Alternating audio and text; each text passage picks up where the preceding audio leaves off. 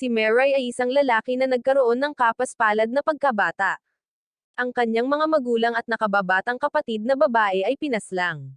Siya ay inampon ng kanyang tiyahin at tiyuhin at patuloy na inaabuso. Nawalan ng lahat ng pananampalataya at pag-asa, nagpasya si Meray na wakasan ang kanyang buhay. Gayunpaman, isang anghel ang lumipad pababa upang tulungan siya. Binigyan niya siya ng pag-asa na mabuhay at ang kakayahang magpasya sa buhay at kasawian ng isang tao. Nang ihayag ng anghel na iyon na ang pumaslang sa kanyang mga magulang ay ang kanyang tiyahin at tiyuhin, pinuntahan sila ni Meray at naghiganti. Pagkatapos ay kinaladkad siya sa isang laro upang piliin ang bagong Diyos para sa lupa. Si Meray ito at ngayon ang araw ng kanyang pagtatapos sa high school. At habang pinagsasama-sama ng lahat ang kanilang mga emosyon, ang iba ay masaya at ang iba ay nalulungkot dahil malapit na silang maghiwalay sa paaralan. Si Meray ay nakaupo pa rin ng tahimik sa isang lugar nang walang anumang emosyon. Lumabas siya ng paaralan, pumasok sa isang convenience store, pumili ng cake para sa kanyang sarili, at inilagay ito sa kanyang bulsa. Pagkatapos nito, umakyat si Meray sa isang mataas na gusali at nagpas siyang ibagsak ang sarili. Sa puso niya, gusto lang niyang sumigaw ng malakas na gusto lang niyang maging masaya. Ngunit sa halip na maging isang tumpok ng malagkit na laman na may halong puso, atay, at bituka, iniligtas si Meray ng isang babaeng nakaputi at nagpakilala siya bilang isang anghel.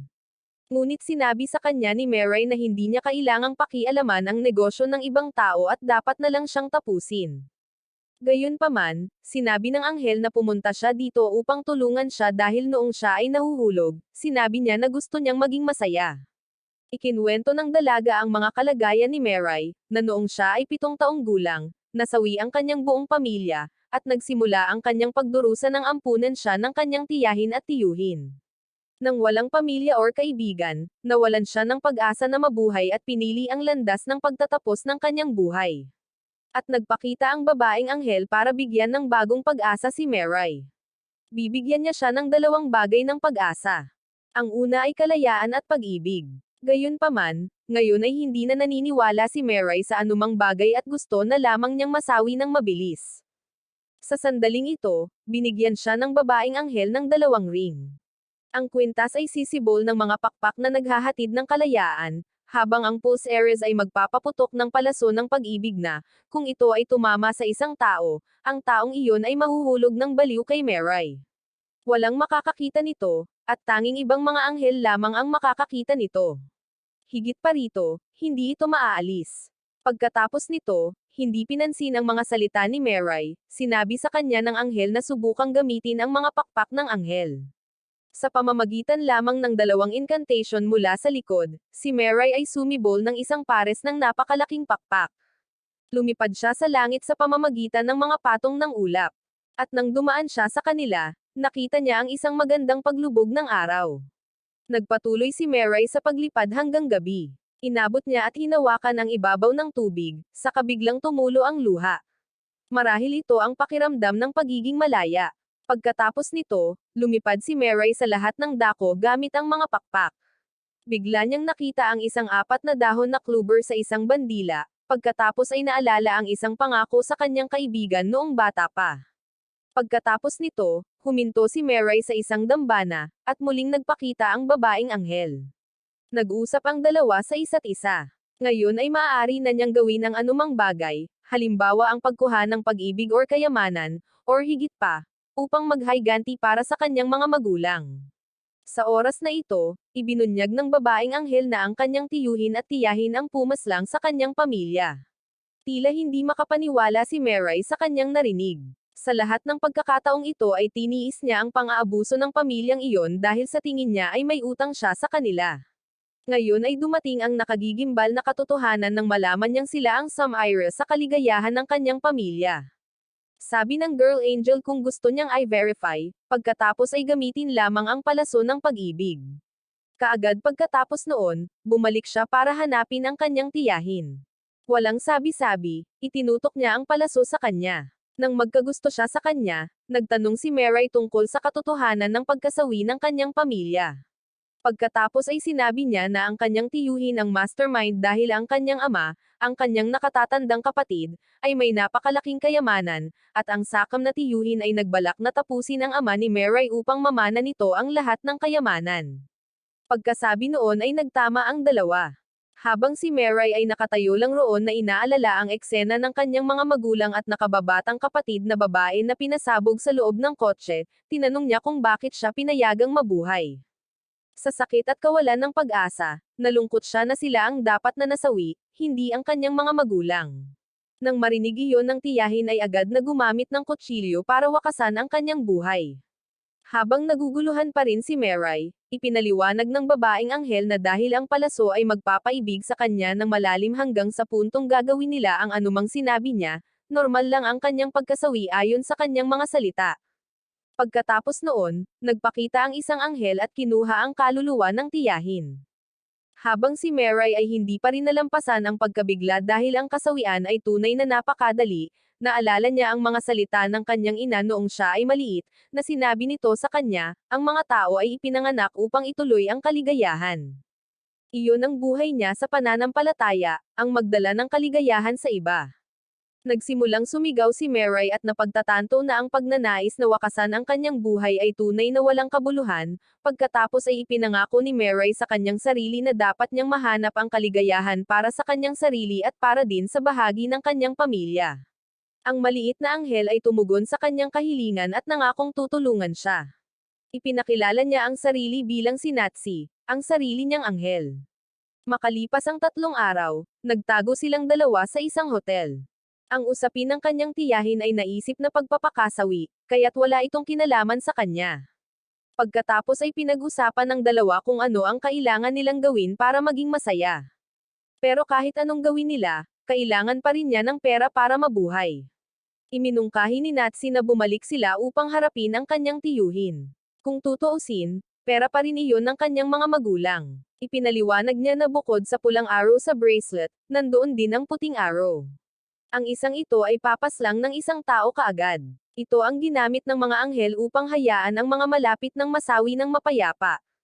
Sa puntong ito, ipinaliwanag sa kanya ni Natsi na sa kasalukuyan ay mayroong 13 kandidato para sa posisyon ng kahalili ng Diyos na umiiral sa lupa, at bawat isa ay may kani-kanyang anghel. Makikipaglaban sila sa isa't isa para maging Diyos. Ngayon lang napagtanto ni Meray na ang simpleng kaligayahang gusto niya ay hindi ganoon kadaling makuha. Nag-alinlangan si Meray dahil siya mismo ay hindi man lang makayanan ang sarili niyang mga alalahanin, lalo pa siyang maging Diyos. Ngunit hinikayat siya ni Natsi na kung siya ay magiging Diyos, mahahanap niya ang sarili niyang kaligayahan. Sa pag-iisip sa 3 salitang iyon, muling naalala ni Meray ang mga salita ng kanyang ina, Meray, tandaan mo, hindi ka makakatagpo ng kaligayahan kung hindi masaya ang mga nasa paligid mo. At maliban kung ang lahat ay tunay na masaya, hindi mo magagawang tamasahin ang iyong sariling kaligayahan. Sa pakikinig sa mga salita ng kanyang ina, pinili ni Meray na tulungan ang mga maskapaspalad at ayaw niyang maging Diyos. Gusto lang niyang makatulong sa maraming tao at una ay ang pakikitungo sa kanyang tiyuhin. Pagkatapos, habang kumakain, nanood ng telebisyon si Meray at nagkaroon ng panayam tungkol sa isang aktor na nagngangalang Tanma. Sikat na sikat ang lalaking ito dahil 5 tao ang kanyang nililigawan ng sabay-sabay.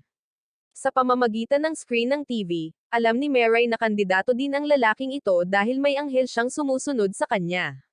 Ipinaliwanag pa ni Natsi na may epekto ang pulang araw sa maximum na 14 na tao. At para maiwasan ang ibang mga inosenteng tao na makaladkad ng hamak na iyon, nagsimulang mag-isip si Meray ng paraan para harapin siya. Sinabi ni Natsi na ang pulang araw ay may epekto lamang sa loob ng 33 araw, at ang isang tao ay maaari lamang matamaan ng 1 beses. Inabuso ni Tanma ang palaso para pilitin ang mga babae. Naniniwala si Meray na hindi maaaring maging Diyos ang gayong klaseng lalaki. Pero bago pa makakilos si Meray, ibang tao ang unang gumawa nito. Habang nagpapakasasa si Tanma sa kasiyahan, nagpakita ang isang superhero. Pagkatapos ay ginamit ng taong ito ang puting araw at pinaslang ang lalaki sa isang hampas. Matapos kolektahin ang kanyang mga pakpak at palaso, umalis ang taong ito. Bumalik din sa normal ang mga babaeng nabighani. Kinabukasan, Habang katatapos lang magrehistro ni Mirai para sa high school, nakita niya ang balita na nasawi si Tanma. Pagkatapos, ginamit niya ang pulang arrow para tamaan ang kanyang tiyuhin, dahilan para isuko niya ang kanyang sarili para sa lahat ng kanyang mga krimen. Hindi nagtagal, naipasa ni Mirai ang entrance exam sa paaralang gusto niya. Nagpatuloy pa rin ang kanyang buhay gaya ng dati. Habang siya ay naglalakad sa paligid ng lungsod kasama si Natsi, sa balita ay mayroong isang pagnanakaw sa bangko. Ayon sa reporter, pinipilit ng mga magnanakaw ang mga pulis na bigyan sila ng sasakyan para makatakas. Sa sandaling ito, muling nagpakita ang superhero noon at nagpakilala siya bilang Mitro. Pagkatapos noon, ginamit niya ang pulang arrow para atakihin ang mga security forces para pakalmeyan ang mga ito para hindi sila kumilos ng walang ingat. Pagkatapos ay lumakad si Mitro sa magnanakaw, ginamit ang pulang arrow para supalin siya, at pinayuhan siyang umalis.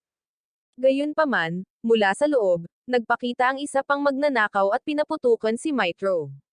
Agad siyang kumilos upang umiwas, kaya kinuha ng magnanakaw na iyon ang bala at nasayaw ng walang pag-aalinlangan.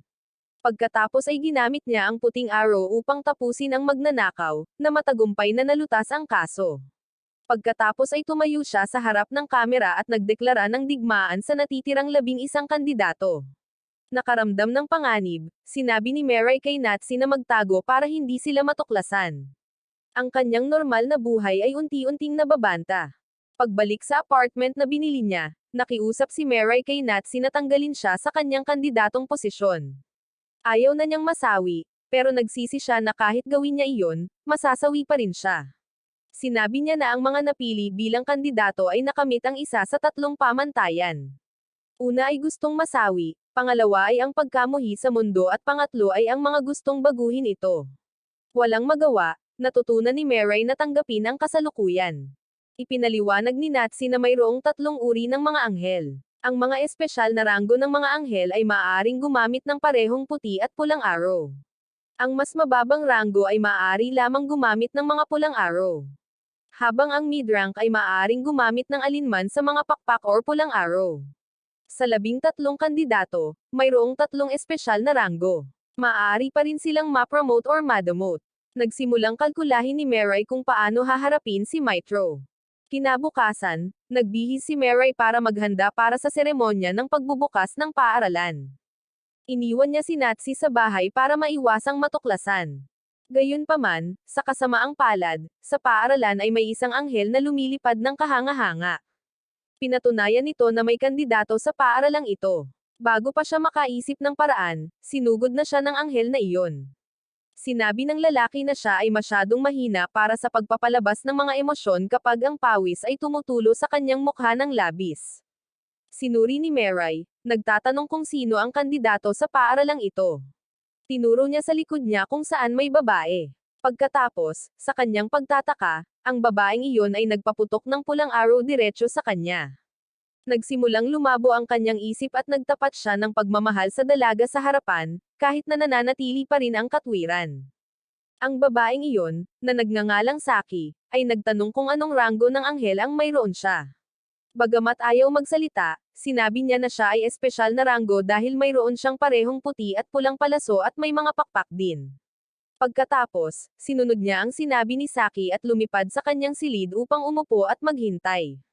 Pagkabalik niya, sinabihan siya ng kanyang anghel na kunin ang impormasyon mula kay Mirai. Matapos makumpirma na hindi siya si Mitro, gusto ng anghel na iyon na si Mirai ang maging tagapag-alaga ni Saki dahil siya ay nasa kalagitnaan ng ranggo at may mga pulang arrow lamang. At para hindi ma-take ng mga palaso ng ibang kandidato, kailangan nila ng mga pakpak.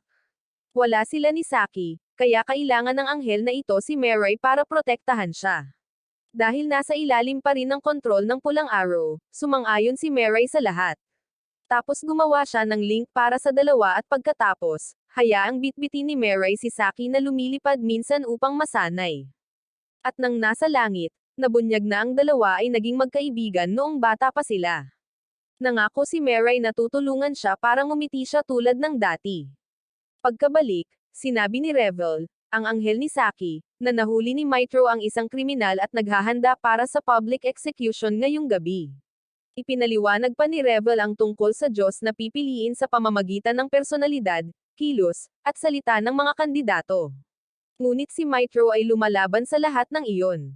Pinili niya ang landas ng dugo upang maging bagong Diyos. Gayunpaman, ang katotohanang nanalo siya sa puso ng mga tao ay malinaw na nangangahulugan na mayroon siyang ilang pakana. At sa ilalim pa rin ng impluwensya ng Pulang Araw, nagboluntaryo si Mirai na makipagkita kay Mitro para harapin siya para maiwasan niyang saktan si Saki. Akmang kikilos na siya ng padalos-dalos, dumating si Natsi. Ipinaliwanag niya kung siya ay masawi, ang kanyang espesyal na ranggo ay ililipat kay Saki, at ang layunin ni Revel ay i-promote si Saki. Nang makitang nalantad ang kanyang plano, sumuko siya. Pagkatapos, pinigilan din siya ni Saki. Pagkatapos ay nagsalita si Natsi, nag-aalok ng pakikipagtulungan kay Revel dahil kahit wala ang Pulang Araw, si Mirai ay lihim na nagkagusto kay Saki sa mahabang panahon. Pagkatapos, iminungkahi ni Revel na manirahan si Mirai sa bahay ni Saki para maginhawang protektahan siya. Siya ay syempre walang pagtutol, at gayon din siya. Kaya, lumipas ang isang buwan. Masigla pa rin ang pagkilos ni Mitro gaya ng dati. Sa pag-uwi, napag-alaman na siya ay isang mayamang young master. Na-frustrate siya dahil sa isang buong buwan ay walang dumadating na kandidato sa kanya. Tinanong niya ang kanyang anghel kung mayroon siyang anumang paraan, at may iminungkahi siya. Samantala, si Mirai, pagkatapos ng isang buwan, kahit nawala na sa epekto ng Pulang Araw, ay may gusto pa rin kay Saki. Nangako siyang paprotektahan siya dahil ang makita siyang masaya ay kaligayahan niya. Pagkatapos ay may balita sa TV. Wala nang intensyon si Mitro na magdeklare ng digmaan, ngunit nais na magpahayag ng pagpayag na makipagtulungan sa iba pang 11 kandidato bilang mga kaalyado. Isang bagay na malinaw na tila isang bitag, inimbitahan ni Mitro ang lahat na magkita sa isang stadium. Kahit na alam na ito ay isang bitag, gusto pa rin ni Mirai na pumunta. Hindi bababa sa kailangan niyang matukoy kung sino ang kanilang mga kaaway. Hindi nagtagal, dumating sina Mirai at Saki sa stadium kung saan maraming tao ang nagtipon. Napansin ni Mirai na may 3 anghel dito. Maya-maya, nagbilang na ang lahat at lumabas si Mitro. Pagkatapos, kasunod nito, nagpakita ang 2 pang Mitro. Walang sabi-sabi, agad nilang nilusob si Mitro, ngunit hindi siya matamaan ng mga Pulang Araw. Ang dahilan, ipinaliwanag ni Natsi at Revel sa bahay, ay si Mitro ay tinamaan ng isa pang kandidato na may Pulang Araw, at ang isang kandidato na Natamon ay hindi maaapektuhan ng Pulang Araw ng isa pang kandidato sa susunod na 33 araw. Kaya, ito ay napatunayan na ang taong nakatayo doon ay hindi ang tunay na Mitro. Agad naging maingat ang Blue Mitro at Yellow Mitro. Pero ipinaliwanag ng Mitro na nakatayo sa ibaba ang dahilan kung bakit hindi nagamit ng 2 ang Pulang Araw sa kanya ay dahil hindi niya ipinahalata ang kanyang mukha. Dapat isalantad ang mukha upang magamit ito. At ang bawat paggamit ay may 2-second cooldown na may maximum na saklaw na 31.6 meters.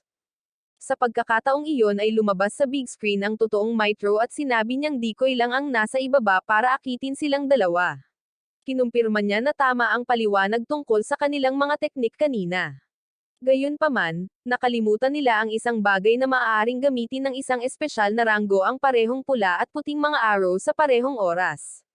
So, 0.3 seconds lang ang cooldown time niya. Pagkasabi nun ay umalis na siya. Nagalit, ang asul na Mitro at dilaw na Mitro ay nilayon upang makuha ang kinokontrol upang magtanong para sa impormasyon. Sa sandaling iyon, nagpakita ang isa pang kandidato na gustong sumama sa kanilang 2 para lumaban kay Mitro. Nagkasundo sila sa kondisyon na dapat tamaan ng pulang palaso ang babae. Gayunpaman, mas mabilis si Mitro nang sumugod siya at tinusok siya ng Pulang Araw, na ginawa itong 2 laban sa 2 labanan. Pinaalalahanan niya ang 2 na maging matalino kung ayaw nitong mapaslang niya sa isang iglap. At pagkasabi nun, nawala ulit si Mitro. Bilang tugon sa babala ni Mitro, sumigaw si Blue, na nanawagan sa mga kandidatong halo pa rin sa audience na lumabas at tulungan silang 2. Alam nila na walang sino man sa mga kandidato ang nagnanais na si Mitro na iyon ay maging bagong Diyos, kaya kailangan nila ng tulong.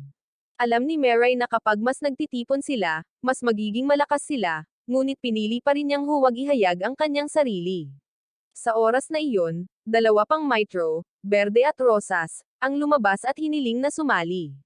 Wala silang mga pakpak, mga palaso lamang. Kaya, napagkasunduan din nilang paputukan sila ni Blue ng pulang arrow. Nang matapos sila ay muling sumulpat si Mitro, mabilis na nagpalit ng pwesto gamit ang pekeng hindi napansin ng apat. At sa loob ng isang segundo, lumabas sa screen ang babaeng kinokontrol ni Mitro. Agad namang nagpaputok ng dalawang pana si Mitro nang sabay-sabay na ikinasawi ng asol at nakontrol ang dilaw, at napag-alaman na green at pink din ang mga pawn niya. Ang dahilan kung bakit hindi tumalbog ang mga palaso sa dalawang iyon ay dahil lamang sa ginamit niya ang pera para kunin sila.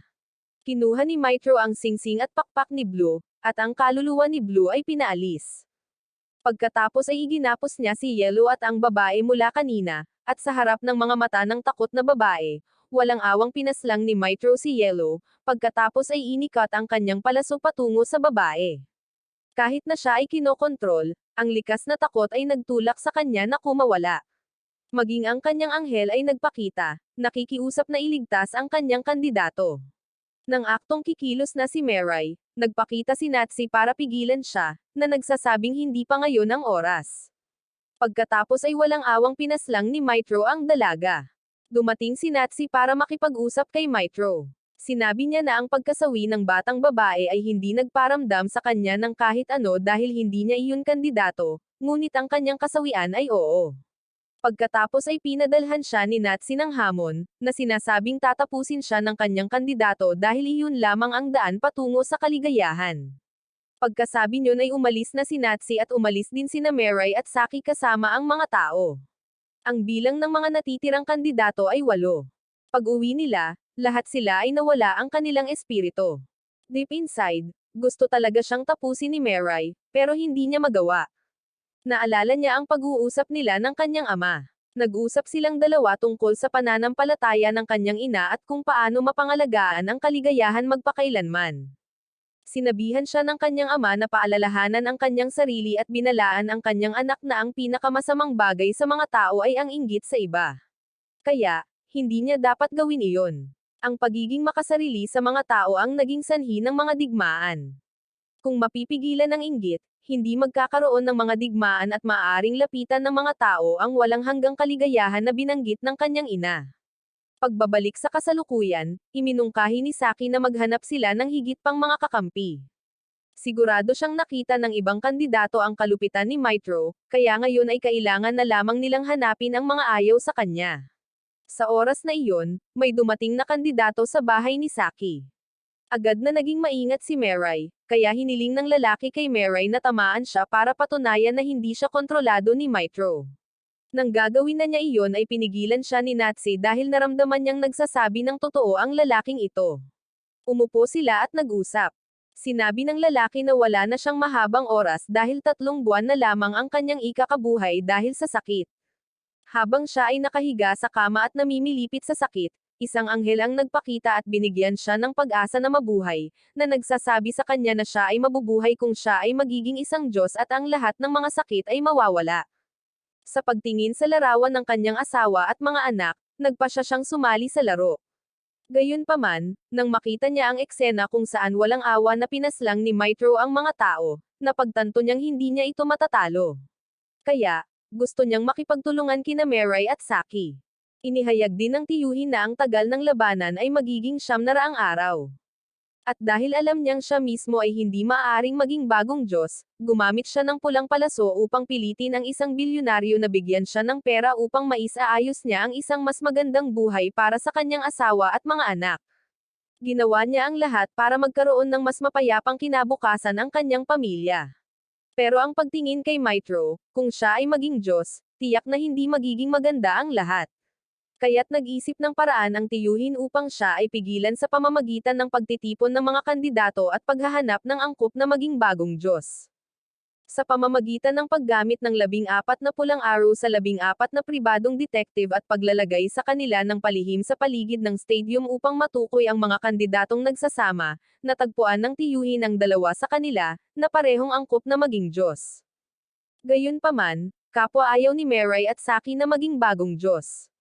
Ngunit pumayag pa rin si Meray na tulungan ang tiyuhin sa ilalim ng isang kondisyon na ipagpatuloy niya ang paggamot sa sakit. Ang tiyuhin ay hindi nag-iisip tungkol sa kanyang sariling damdamin, ngunit ang kanyang pamilya ang iniisip. Kaya nang marinig ito, pumayag ang tiyuhin. Samantala, nakakuha na si Mitro ng 3 pulang arrow, 1 puting arrow, at 3 pares ng mga pakpak, at sinimulan niyang ihanda ang kanyang susunod na plano. Bumalik sa bahay ni Saki, ipinakilala ng tiyuhin ang kanyang anghel, si Barrett, at ipinahayag ang kanyang pangalan ay Makido, isang fashion designer. Gumawa siya ng ilang mga disenyo upang matulungan silang itago ang kanilang mga pagkakakilanlan. Pagkatapos magsalita, umalis siya, sinabi sa kanila na kung hindi siya bumalik, ibig sabihin ay nasawi na siya at hindi na siya dapat hanapin. Kinabukasan sa isang Royal Academy, katatapos lang ng klase ni Conady aka Mitro nang yayain siya ng kanyang kaibigan na manood ng mga babae. Habang nagmamasid, pinag-usapan nila kung ano ang hihilingin nila kung mayroon silang hiling. Hiniling ng kaibigan niya na sana mawala na ang mga lalaking mas gwapo sa kanya at mawala na rin ang lahat ng pangit na babae. Hindi sumang-ayon si Conady dahil isasama rin siya doon. Pagkatapos ay tinanong ng kaibigan kung ano ang kanyang nais. Sinabi ni Conady na gagawa siya ng isang hiling na taliwas sa mga batas ng buhay na ibalik ang mga sawi. Nagpatuloy ang pag-uusap nilang dalawa nang hindi namalayan na natapos na pala ng mga underclassmen ang archery practice. Tumalon si Conady papunta sa range at sinukat ang abot ng arrow na 31.6 meters. Ngunit kung ang isang arrow ay magkakapatong sa isa pa, ito ay magiging 60 meters, at may 3 arrow na 90 meters, na siyang perpektong distansya. Pagkatapos ng klase, bumili si Conady ng isang bouquet ng mga bulaklak at umuwi upang ipagdiwang ang kanyang kaarawan kasama ang kanyang nakapirming katawan. Bumalik sa lugar ni Mirai, natunton ni Makido ang isa pang kandidato, ngunit ang bata ay tumakbo palayo nang siya ay lumapit, na naiwan lamang ang 4 na hindi kilalang tao. Sa mismong sandaling iyon, iniulat ng balita ang isang asasin na pumaslang ng 3 maliliit na babae at nag-iwan ng tala ng hamon. Naisip ni Makido na kailangan nilang bigyang pansin ang isang ito. Hindi nagtagal, lumabas sa balita ang larawan ng sospek. Nakilala siya bilang isang dating baguhang modelo na huminto sa kalagitnaan. Ayon sa surveillance footage, pumasok siya sa isang convenience store kasama ang isang babae at biglang nawala. Naghinala si Makido na siya ay isang kandidato or maaaring binigyan siya ni Mitro ng mga pakpak or isang palaso. At totoo nga, pinaglalaroan niya ngayon ang isang babaeng nag-aaral, nag-e-enjoy sa kanyang sarili nang sumulpat si Mitro, sinabihan siyang magmadali at tapusin ang kanyang trabaho bago ipagpatuloy ang pagdukot. Pagkasabi nito ay umalis na siya habang naglabas ng kutsilyo ang babaeng asasin at sinimulan na ang kanyang trabaho. Bumalik sa grupo ni Mirai, nagkampay sila ng impormasyon kay Mitro. May taglay siyang 3 pares ng pakpak at 4 na palaso, at nagawa niyang ibahagi ang mga ito sa iba. Ang kondisyon para sa pagbabahagi ay pagtama sa isang tao gamit ang isang arrow. Kaya, ang babaeng asasin ay malayang makakapaslang ng mga tao sa susunod na 33 araw. Naisip ni Makido na ito ay isang bitag para akitin ang ibang mga kandidato at kung hindi nila pipigilan ang pumapaslang, walang mangyayari. Ngunit hindi rin isang opsyon ang pagpayag sa kanya na tumakbo ng laganap tulad nito. Iminungkahi niya ang plano na ang asasin ay decoy lamang at habang inaatake nila siya, malamang na magpapakita si Mitro, kung saan maaari nilang ituon ang lahat ng kanilang kapangyarihan upang salakayin siya. Ang isa na gaganap sa papel na iyon ay si Mirai. Gayunpaman, hindi niya nais na pumaslang, naniniwala na ang paggamit lamang ng pulang arrow ay sapat na. Gayunpaman, nagbabala si Revel na kung may magpapana ng pulang arrow kay Mirai, matatapos na ang lahat. Dahil kung naisip na ni Mitro ang posibilidad na mamanipula at maghanda ng ibang tao bukod sa babaeng asasin na may taglay ding pulang palaso, tapos na ang buhay ni Mirai. Gayunpaman, natatakot pa rin si Mirai sa pakiramdam na kailangang pumaslang ng isang tao. Sa sandaling ito, binigkas ni Mirai ang pinakawalang silbi na linya sa kasaysayan ng anime, na nagsasabing mas gugustuhin niyang mabuli kaysa mangapi ng isang tao at mas gugustuhin niyang matapos kaysa pumaslang ng tao, ang pinakamataas na antas ng kahinaan. Nang marinig iyon, hindi alam ni Makido kung yuyuko ba siya kay Mirai or kay Buddha sa templo. Itinuro din niya na ito ay kaduwagan, hindi pananampalataya, at nagtakda ng isang sitwasyon. Kung tatapusin ni Mitro si Saki, anong araw ang ipapana sa kanya ni Mirai? At kahit na nakita ni Mirai na pinaslang si Saki, pipiliin pa rin niya ang pulang palaso, na walang pag-asa. Paanong may magmahal pa sa lalaking ito? Nang makita ang hindi matatag na pag-iisip ni Mirai, pansamantalang tinapos ni Makido ang pagpupulong, at sinabing magpapatuloy sila bukas. Samantala, hinahayaan ni Konadi ang babaeng asasin na tapusin ang bawat hindi maganda na babae sa mundo, eksakto sa gusto ng kanyang kaibigan. Kinabukasan, iniulat ng balita ang isa pang biktima ng babaeng asasin. At base sa lokasyon kung saan nawala ang babae sa Shibuya, nahulaan ni Makido ang posisyon ng pumaslang. Pagkatapos ay pinuntahan niya sina Mirai at Saki, na may dalang dalawang bag na naglalaman ng mga baril, mga sandata na gagamitin sa halip na mga puting palaso upang ipaglaban ang hustisya. Muling nag-alinlangan si Mirai ng may hawak na baril, ngunit diretsyong sinabi ni Makido na wala siyang pakialam sa iniisip ni Mirai. Hanggat ito ay isang bagay na maaaring maprotektahan ang kanyang pamilya, gagawin niya ang lahat. At ang tinaguriang pananampalataya ni Mirai sa buhay ay hindi makakapigil sa babaeng asasin mula sa pagpaslang. Pagkatapos ay naglatag siya ng plano para hulihin ang pumapaslang. Sa oras na iyon, pinaslang niya ang isa pang babae sa paaralan at lumabas upang maghanap ng higit pang mga biktima. Inihagis niya ang katawan ng biktima mula sa isang tore upang makaakit ng atensyon. Nang mag-imbestiga ang mga pulis, ginamit niya ang pulang arrow sa kanila, inutusan silang itapon ang bangkay. Bagaman sinubukan pa rin ng isang opisyal na labanan ang tukso. Gayunpaman, alam ni Makido na ang babaeng asasin ay decoy lamang para akitin ang mga kandidato para tapusin sila ni Mitro. Kaya gumawa siya ng plano para akitin siya at atakihin. Hindi na niya magagamit ang pulang arrow dahil naabot na niya ang maximum na 14 na tao sa stadium. Ipinaliwanag din ni Barrett na kung ang isang putok ng isang pulang arrow sa B, at pagkatapos ay inutusan si B na maglunsad ng isang arrow pabalik sa isang pangalawang pulang arrow ay magkakabisa pa rin at babaligtarin ang mga tungkulin. Iyon ang paraan nila sa pag-atake kay Mitro. Pagkatapos ay inihanda ni na Makido at Mirai ang kanilang mga sarili at sumama sa kanila sina Barrett at Natsi, habang si Rebel at Saki ay naiwan para magbantay. Bago umalis, sinabihan ni Makido si Mirai na maging mas matalino kung ayaw niyang mawala ang kanyang mga mahal sa buhay at tatapusin niya ang asasin kapag hindi sumipot si Mitro dahil kapag nakatakas ito, mas marami ang mabibiktima at saka umalis ang dalawa. Hinarap ni Makido ang babae habang naghihintay ng pagkakataon si Mirai. Sa sobrang takot ni Mirai, sumabog ang buong tore. Si Makido ay pinasabog sa labas, ngunit nahuli ni Mirai. Sa kabutihang palad, naprotektahan pa rin siya ng kanyang suit. Sinabi niya kay Mirai na hindi maganda ang pagpaslang, ngunit binalaan siya na huwag maging malambot ang puso dahil nagsisimula pa lang ang tunay na labanan. Habang sumusulpot si Mitro sa likuran nila, nagpatuloy ang pangunahing tauhan sa pangangaral tungkol sa kung paano mali ang pagpaslang, ngunit hindi nagustuhan ni Mitro na marinig iyon. Para sa kanya, natural ang pagsasakripisyo ng iilan para protektahan ang marami. Sigaw ni Mirai na hindi niya maintindihan ang pakiramdam ng mawalan ng mahal sa buhay. Ngunit ang nakakalungkot, mas naiintindihan iyon ni Mitro kaysa kanino dahil nasawi na ang kanyang pinakamamahal na nakababatang kapatid. Napagtatanto na walang silbi ang mga salita, sinubukan ni Mirai at Makido na pigilan si Mitro. Kahit dalawa laban sa isa, hindi nagpatinag si Mitro. Ipinatawag niya ang kanyang espesyal na ranggo na anghel, si Misa. Sina Barrett at si Natsi ay nagpakita din upang sumuporta. Ngunit bago magsimula ang labanan, inihayag ni Mitro na nagtanim siya ng mga bomba sa maraming iba pang mga lugar. Kung hindi nila siya pipigilan, ang mga bomba ay sisibog, napapaslang ng mas maraming tao. Upang maiwasan iyon, iminungkahi ni Makido na isa lamang sa kanila ang dapat masawi sa labanang ito. Pumayag si Mitro at gustong kunin ang mga pakpak at palaso ni Makido.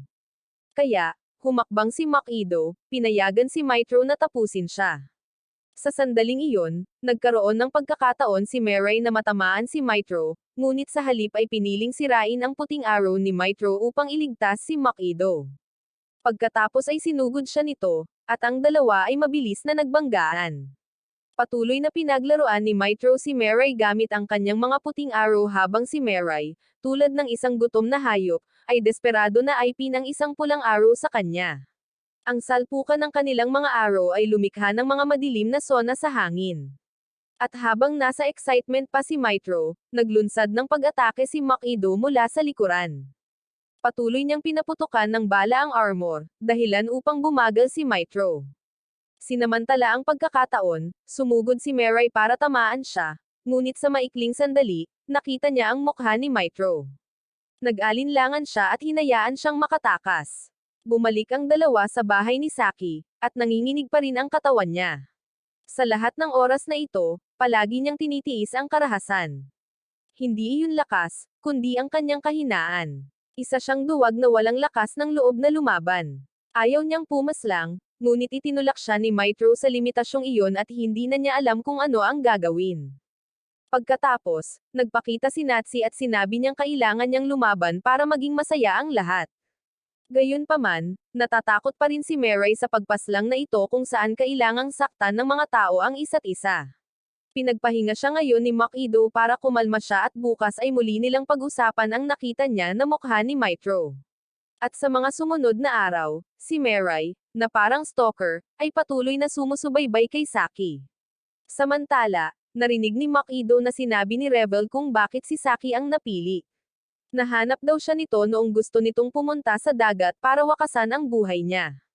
At lihim na napagtanto ng malapit na kaibigan ni Kanadi kung sino siya dahil kahapon ay napanood niya ng live ang labanan at nakita niyang sugatan si Mitro.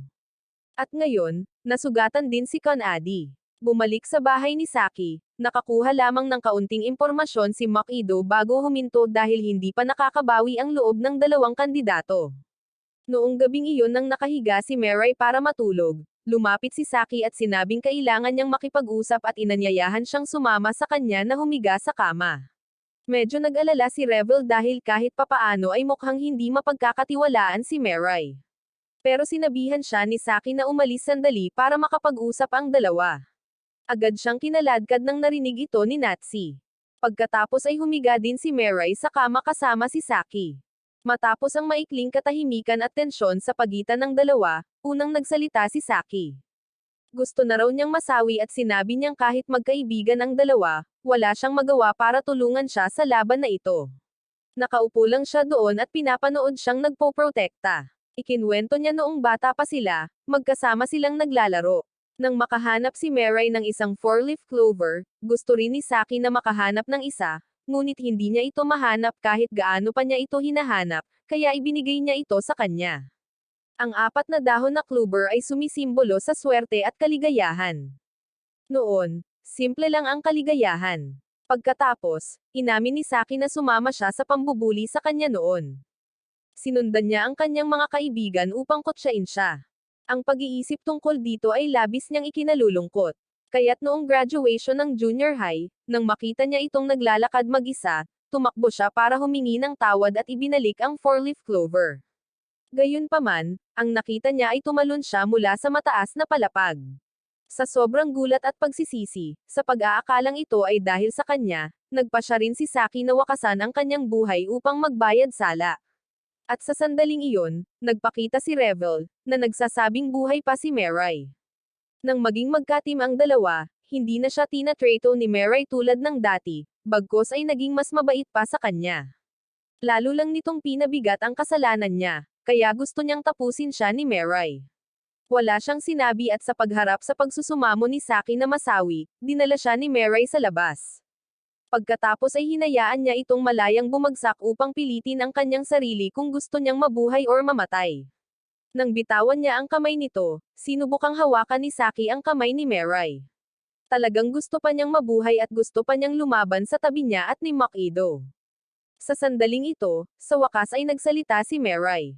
Sinabi niya na hindi siya nasusuklam or nagalit sa kanya.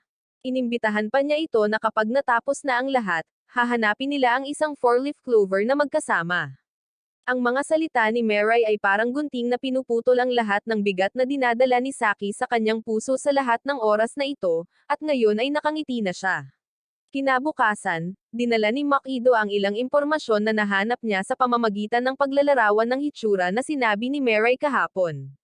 Mas masigasig din si Saki at iminungkahi niya na maghanap patungkol sa mga pribadong ospital upang makita kung mayroong sino mang may ganitong mga katangian. Iminungkahi din niya ang paghahanap ng bagong base. Si Saki ay pumili ng isang simbahan. Napagtanto ito ni Makido na makatwiran, kaya sinabi niyang haharapin niya ito. Besides, nag-design din siya ng outfit para kay Saki. Nagpasalamat siya sa kanya, pagkatapos ay tumangala kay Barrett, nagtatanong kung alam niya ang anumang paraan upang ibigay ang kanyang mga pakpak dahil gusto niyang protektahan ang kanyang sarili. Sinabi ng anghel na ang tanging paraan ay kunin sila mula sa mga kandidatong nasawi na. Ang pangalawang paraan ay ang pagbabahagi tulad ng ginawa ni Mitro sa kanyang assassin. Ang ikatlong paraan ay ipinasa mula sa isang kandidato na nasawi dahil sa sakit or aksidente. Gagawin iyon ni Makido at may hawak siyang baril sa gilid niya. Kung tatapusin siya ni Mitro, tatapusin niya ang kanyang buhay para maibigay ni Barrett ang mga pakpak kay Saki. Ngunit tinanggihan niya ang matinding paraan. Gusto niyang mabuhay si Makido at kasama nila ni Mirai na talunin si Mitro. Ang pagbabagong ito at pagpapasya ay lubos na nagulat kay Makido. Sa sandaling ito, nagmungkahi si Rebel ng isa pang mas mabuting paraan, na tulungan siyang isulong ang ranggo ng anghel. Sinabi ni Barrett na tutulungan niya siya at papalitan niya ang kanyang ranggo upang ma-promote siya sa espesyal na ranggo. Matapos maayos ang lahat, umuwi si Makido upang makipaglaro sa kanyang anak na babae. Tuwang-tuwa ang batang babae nang mabalitaan niyang naghanda ang kanyang ama ng costume para sa kanyang paparating na piano performance. Sinabi ni Makido na inaabangan din niya ito. Matapos makipaglaro sa kanyang anak na babae, bumalik ang tiyuhin sa kanyang silid. Naghanda pa siya ng damit pangkasal para sa kanyang anak, kung sakaling hindi siya mabubuhay hanggang sa araw na iyon. Kinabukasan sa opisina ng pribadong detective, may isang kandidato na pumunta sa mga detective na kinokontrol ni Makido. Gumamit siya ng kutsilyo upang maghukay ng impormasyon tungkol sa kung sino ito, habang ang grupo ni Mirai ay pumunta sa kanilang bagong base church. Ang mga anghel ay ngayon ay malayang lumipad sa paligid. Binigyan din ni Makido si Saki ng bagong costume para subukan niya habang kailangang maghanda si Rebel para sa promosyon. Matapos magpalit ng damit at lumabas si Saki, mukha siyang gintong pusa. Si Makido ay nagdisenyo para sa kanya ng isang damit na angkop para sa kanyang labanan sa istilong ambush. Sa sandaling ito, biglang bumalik ang isa sa mga pulang araw ng tiyuhin, na nangangahulugang nasawi ang isa sa mga detective. Dahil sa pagkabalisa, tinawagan ni Makido si Mirai upang maghanda at sundan siya. At sa katunayan, nangyari ang bagay na hindi niya gusto. Nalaman ng kandidato ang bahay ng tiyuhin. Sinabihan ni Makido si Mirai na harapin siya habang papasok siya sa bahay para hanapin ang kanyang asawa at anak, ngunit wala na sila kahit saan. Ang damit pangkasal ay nasira, nataranta at napasigaw si Makido habang kaharap ni Mirai ang kandidato. Ang taong ito ay hindi gumamit ng palaso, ngunit isang espada. Gayunpaman, hindi siya nakipag-away sa kanya, ngunit umalis. Pumunta siya sa isang abandonadong amusement park kung saan niya ginawang bihag ang asawa at anak ni Makido. Medyo nagtungo ang kwento sa nakaraan ng lalaking ito. Si Suko mula sa kapanganakan ay may hindi maganda na mukha. Habang lumalaki, nakuha niya ang combo ng pagiging mahirap at hindi kapogihan. Naging target siya ng pambubuli at nagpatuloy ito sa buong taon niya sa pag-aaral. Isang beses, pauwi mula sa paaralan, nakita niya ang kanyang ina na sinusubukang lumipad ng walang pakpak. Sa sobrang desperado, naisipan din niyang sundan ang kanyang ina. Ngunit pagkatapos ay nagpakita ang isang mababang ranggo na anghel. Sinabi niyang bibigyan niya siya ng kapangyarihan at tinanong kung gusto niyang baguhin ang mundo. Siyempre, hindi siya tumanggi. Ang una niyang ginawa ay ginamit ang pulang arrow sa babaeng nagustuhan niya. Pero nang ikis niya ang dalaga, nakaramdam siya ng disgusto sa sarili dahil sa sobrang hindi kagwapuhan para tulungan siya. Sinabi sa kanya ng anghel ang tungkol kay Mitro. Binigyan niya si Suko ng motibasyon na magbago. Nang maglaon, nagpa-plastic surgery si Suko at nagsimulang magsanay. At isang araw, pinatangalan niya ang mga babae sa kanya nang hindi ginagamit ang pulang arrow. Gayunpaman, hindi pa rin niya alam kung paano sisimulan ang pakikipag-usap sa mga babae. Isang beses, live na nanonood si Suko ng labanan sa pagitan ni Mitro kasama sina Makido at Mirai. Nakita niyang hindi katanggap-tanggap ang pag-corner kay Mitro, kaya nagpa siyang tumulong kay Mitro. Kahit sinabihan siya ng anghel na tatapusin siya, hindi ito pinansin ni Suko at gusto niyang makita ang magulong mundo na lilikhain ni Mitro pagkatapos maging bagong Diyos. Nagsisimulang mang-alap si Suko ng impormasyon para hanapin si Mitro. Simula sa mga doktor mula sa mga pribadong ospital, nakakuha siya ng isang impormasyon na hindi nagtagal, dumating ang isang mayamang young master at humiling sa mga doktor na humanap ng paraan upang mapanatiling maganda at puno ng sigla ang katawan ng kanyang kapatid. Ipinagpatuloy ni Suko ang paghahanap para sa impormasyon ng DNA ni Mitro sa pamamagitan ng mga fragment na natitira pagkatapos ng mga labanan at hindi nagtagal ay natagpuan niya ang paaralan ni Conady na pinapasokan. Kinokontrol ni Suko ang isang babae upang ihatid ang mensahe sa kanya at pagkatapos ay nagayos ng isang pulong sa gym ng paaralan. Matapos marinig ang impormasyon, pinaslang ni Conady ang babae sa harap mismo ng kanyang kaibigan. Pagkatapos ay kinokontrol niya ang isang taong nakabalat kayo para puntahan si Suko. Siya mismo ay hindi sumipot ngunit tinawagan si Conady sa video at ipinahayag ang kanyang nais na maging kanyang subordinate. Pagkatapos ng ilang pag-iisip, sumang-ayon si Conady sa kondisyon na kailangan niyang akitin si Makido sa isang bitag at ngayon ay nagawa na niya ito. Gumamit siya ng 13 pulang arrow at nagligtas ng isa para sa labanan. Habang si Makido ay nasa matinding kalungkutan at hindi makapag-isip, ibinalik siya ni Barrett sa kanyang katinoan. Sa sandaling ito, tinawag siya ni Conady upang sabihin sa kanya ang lokasyon ng kanyang asawa at anak na babae. Agad-agad, umalis sina Makido at Mirai habang si Saki ay naiwan dahil hindi pa na-promote si Revel. Muli, ang pag-iiwan ay nagparamdam kay Saki na napakawalang silbi. Nang makita iyon, bumalik si Revel sa silid ng konsentrasyon upang umakyat ng mabilis hanggat maaari. Samantala, si Makido, pagkarating sa abandonadong amusement park kasama si Mirai, ay nakita niya si Suko, na ikinulong ang kanyang asawa at anak sa loob ng one-way glass house.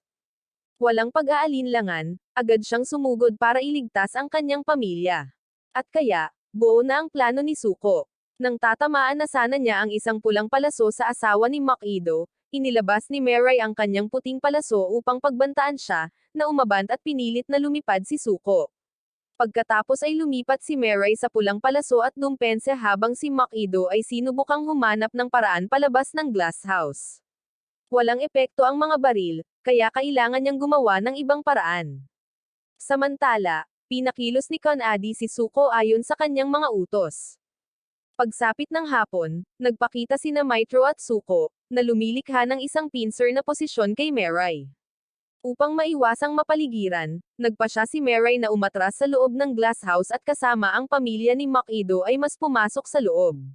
Sa labas, hindi maintindihan ni Suko kung bakit naging walang ingat si Makido, ngunit ipinaliwanag ni Conady na ito ay dahil sa pag-ibig. Mahal na mahal niya ang kanyang pamilya kaya itataya niya ang lahat. Nang marinig ito, nag-ulo ang emosyon ni Suko dahil ang pag-ibig ang pinakahinahangad niya. Sa pakiramdam na ito ay isang pag-aaksaya ng oras, iniwan ni Mitro si Suko upang magbantay habang siya ay bumalik upang maghanda ng iba pa. Sa loob ng glass house, patuloy na gumagalaw sina Makido at Mirai habang nag-uusap ng plano. Dahil alam niyang maaaring makarinig sila ni Mitro sa labas, nagpanggap si Mirai na sinabi ang kanyang plano ng malakas at pagkatapos ay nagmamadaling lumabas ang dalawa. Gayunpaman, kahit na walang naramdamang paggalaw si Conady, wala siyang nakitang lumipad palabas. Nahulaan niyang pinipigilan lang ni Mirai ang mga galaw niya para linlanggan siya. Nagpatuloy si Suko sa pagbabantay hanggang gabi, ngunit walang aktibidad. 2 araw pa siyang nagbabantay, kahit nakaalis na sina Natsi at Barrett ay naniniwala pa rin siyang nasa loob ang dalawa. Si Conady, napagod, ay nagsabi kay Suko na ipagpatuloy ang pagbabantay upang makapagpahinga siya. Samantala, sisimulan na ni Revel ang proseso ng pag-akyat. Kinilala ng kasalukuyang Diyos ang kanyang mga pagsisikap at agad na itinaas si Revel sa espesyal na ranggo. Sabay-sabay na sumulpat si Saki sa amusement park. Ipinaliwanag ni Barrett ang kasalukuyang sitwasyon at sina Makido at Mirai ay nasa kanilang limitasyon at hindi na makakalipad.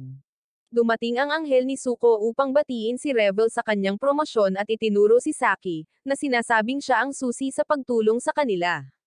Ngayon, habang nagbabantay si Suko, pinatukan siya ni Saki ng pulang palaso, na agad siyang nagkagusto sa kanya.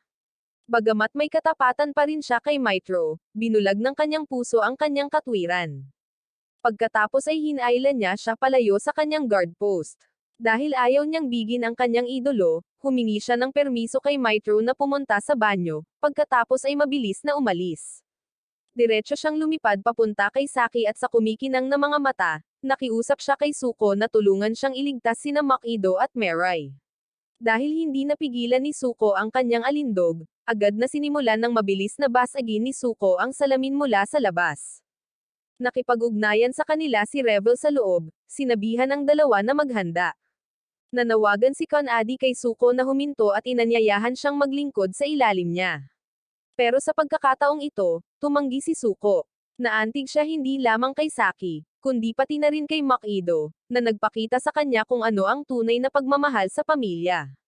Naunawaan niya ito sa pamamagitan ni Saki at ngayon ay gagawin niya ang lahat para sa kanya. Wala nang halaga sa kanya ang mga salita ng mga taong nanghamak sa buhay. Nang basagin ni Suko ang salamin, dumating si Mitro kasama ang 3 pang kandidato. Tumayo si Suko sa harap ni Saki para protektahan siya habang si Makido at Mirai ay nakatakas sa lamat na ginawa ni Suko. Ang labanan na ito ay magiging 4 laban sa 4. Gayunpaman, humakbang si Revel para makipag-ayos. Alam niyang hindi lalaban si Mitro maliban kung makuha niya ang kalamangan at dahil naabot na ni Makido ang kanyang limitasyon. Nakapagtataka, pumayag si Mitro. Pagkatapos, dinala ni Saki ang asawa ni Makido pabalik sa simbahan, pagkatapos ay bumalik sa amusement park. Siya ay dumating upang kunin ang kanyang anak at bago umalis, sinabi niya ang mga salita ni Revel kay Mirai. Nang ganap na natipon ang koponan, inutusan ni Saki si Suko na tapusin si Mitro. Pagkatapos siya, si Makido, at Mirai ay nagpaputok ng mga pulang arrow sa isa't isa upang maiwasang makontrol. Sumunod si Suko para harapin ang bokal na lalaking may mga baril. Ang lalaking iyon ay nagpaputok habang ipinagmamalaki ang kanyang mga sandata, ngunit madaling umiwas si Suko dahil sa kanya ang lahat ay parang slow motion na pelikula. Magkagayunpaman, hindi nakatama si Suko ng isang hiwa dahil masyadong mabilis ang bokal. Lumipad ng mataas ang bokal at gumamit ng mga rocket, pinasabog si Suko sa dingding. Mukhang tapos na, pero biglang sumulpat sa likod sina Mirai at Saki, tinambangan at hinawakan ang mga pakpak ng bokal na lalaki bago ito kinaladkad pababa sa lupa kung saan naghihintay na si Suko. Sa isang atake, hiniwa niya ang ulo ng bokal. Ang labanan ay naging 4 laban sa 3. Galit na galit, ipinadala ni Mitro ang baliw na doktor sa laban. Ang babaeng ito ay mahilig maglaro ng lason. Sa sandaling magpakita siya, ipinakita niya sa grupo ni Mirai ang isang nakakasawi na virus. Naglabas siya ng mouse, hinayaan itong huminga ng isang beses, at sa loob ng ilang segundo ay sumabog ito.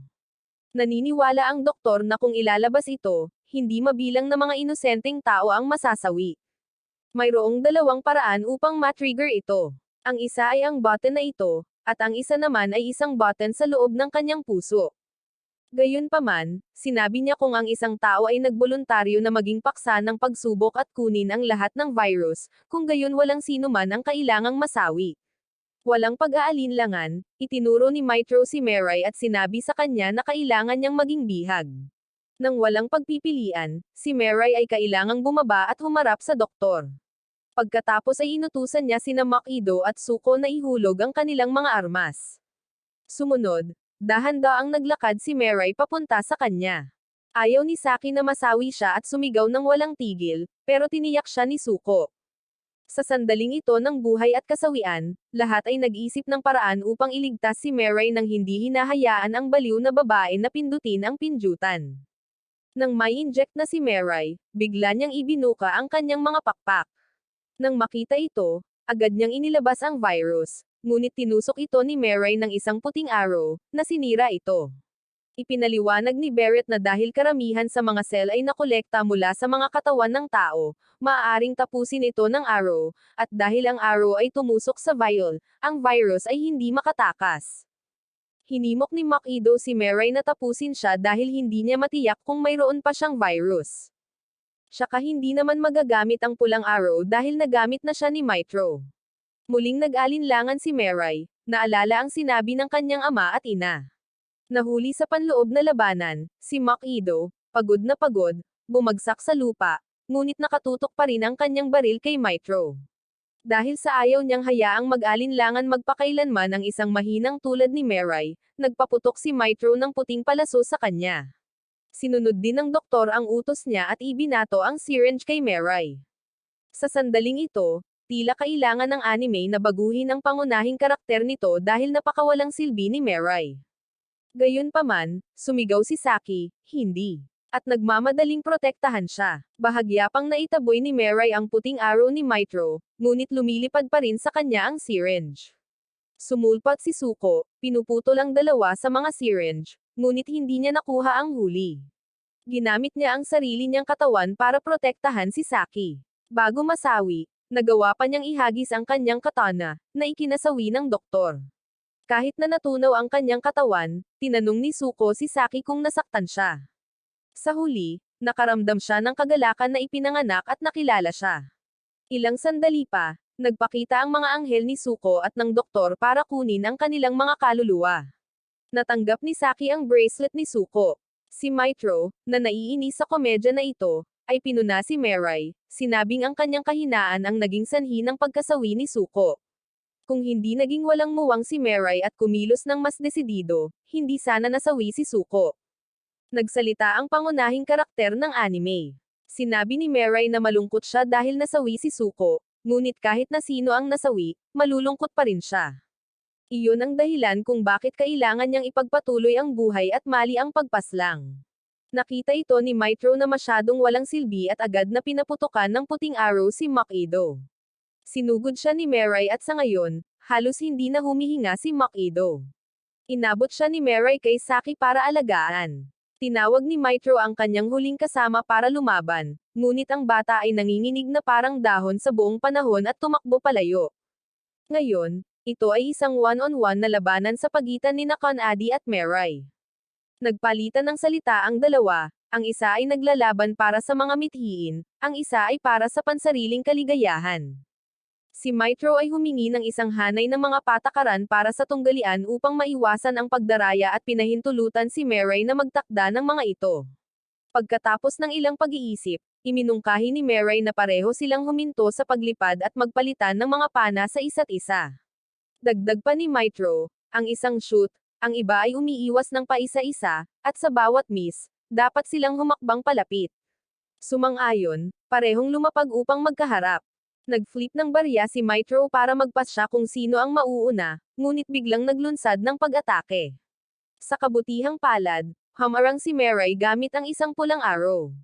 Lumapit ang dalawa at nagpaputok ng palaso si Meray. Pinalihis ito ni Mitro at muling humakbang pasulong. Sa mayabang na deklarasyon ni Mitro na mananalo siya at matatalo si Meray, ipinakita sa amin ang nakaraan ni Kanadi.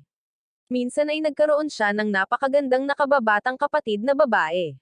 Nakita siya ni Kanadi bilang sagisag ng pagiging perpekto, kaya pinahalagahan niya at pinrotektahan siya, ginagawa ang lahat para sa kanya. Ngunit isang insidente ang nangyari isang araw nang sabihin ng kanyang nakababatang kapatid na babae na may gusto siya sa isang lalaki sa kanyang klase. Laking gulat nito kay Kanadi at natatakot siyang madungisan ng mga makamundong bagay ang kanyang kapatid.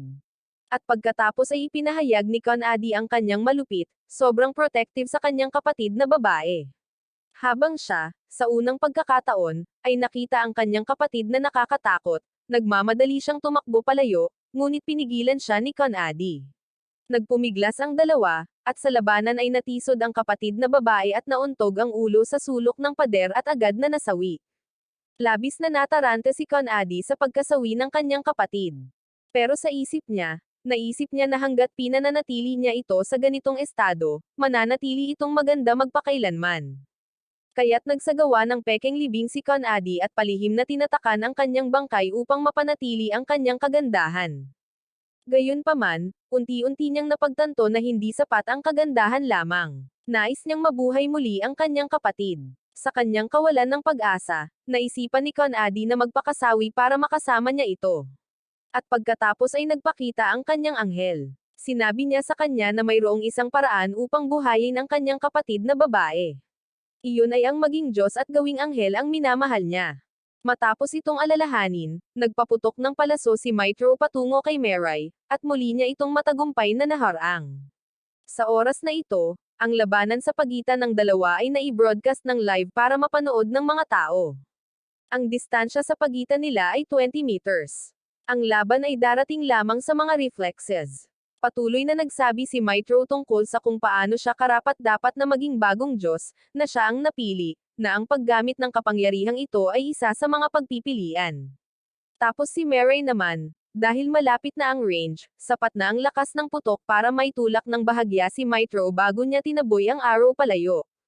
Muling nagsara ang distansya sa pagitan nila. Sa pagkakataong ito, puro reflexes na lang ang ginawa para makita kung sino ang mas mabilis. Medyo natarante si Mary dahil hindi niya alam kung makakablock siya sa oras. Sa sandaling ito, nagsalita si Saki. Iminungkahi niya na siya ay pumayag at hayaan si Mitro na maging Diyos kung ititigil niya ang labanan dito. Ngunit si Mary ang unang tumutol. Aniya, napakaraming inosenteng tao ang napaslang ni Mitro, hindi siya magiging Diyos nang hindi binabayaran ang halaga. Gayunpaman, iginiit ni Mitro na karapat-dapat ang mga pinaslang niya dahil sila ang mga latak ng lipunan. Naniniwala siya na siya ay tama, na siya ay pinakamataas at naninindigan sa lahat ng iba pa, na kapag siya ay naging Diyos, ilalagay niya ang kanyang ideolohiya sa katotohanan. Babaguhin niya ang mundong ito, aalisin ang pagkakaiba-iba, buburahin ang kahirapan at hindi pagkakapantay-pantay, at lilikha ng isang lipunan kung saan mamumuhay ang lahat sa karangyon. Hindi na ito labanan para sa Diyos kundi politika, dahil ang bawat salitang binibitawan ni Mitro ay tinatanggap ng mga tao. Ipinahayag pa ni Mitro na aalisin niya ang mga contractor na nabubuhay sa pera ng buwis, na ang agwat sa pagitan ng mayaman at mahirap ay mawawala kapag nolipol ang mga mahihirap. Ngayon, ang tinatawag na pagkakapantay-pantay na kanyang ipinang-aral ay naging diskriminasyon sa klase. Sinabi ni Mitro na ang sangkatauhan ay hindi naiiba sa mga alimango sa isang balde. Kapag ang isa ay umakyat, ang isa ay humihila pababa. Ang mga ipinanganak sa mayayamang pamilya ay makakahanap ng pisikal at emosyonal na kasiyahan. Ang maganda ay nagbunga ng mas magagandang tao. Ang mga hindi maganda na nilalang ay nagbunga ng higit pang kawalang kagandahan. Kinasusuklaman niya ang isang mundo kung saan ang maganda ay kailangang makibahagi sa parehong hangin sa mga hindi maganda na iyon. Pagkatapos ay sinabi ni Conady na sinabi sa kanya ng isang kaibigan kapag nabigyan siya ng isang kahilingan, hihilingin niya na mawala ang lahat ng mga hindi kaaya-aya. At ang pagkakapantay-pantay ni Mitro na iyon ay binanggit, kung ang mayayaman ay hindi gwapo or maganda, tatapusin din niya sila.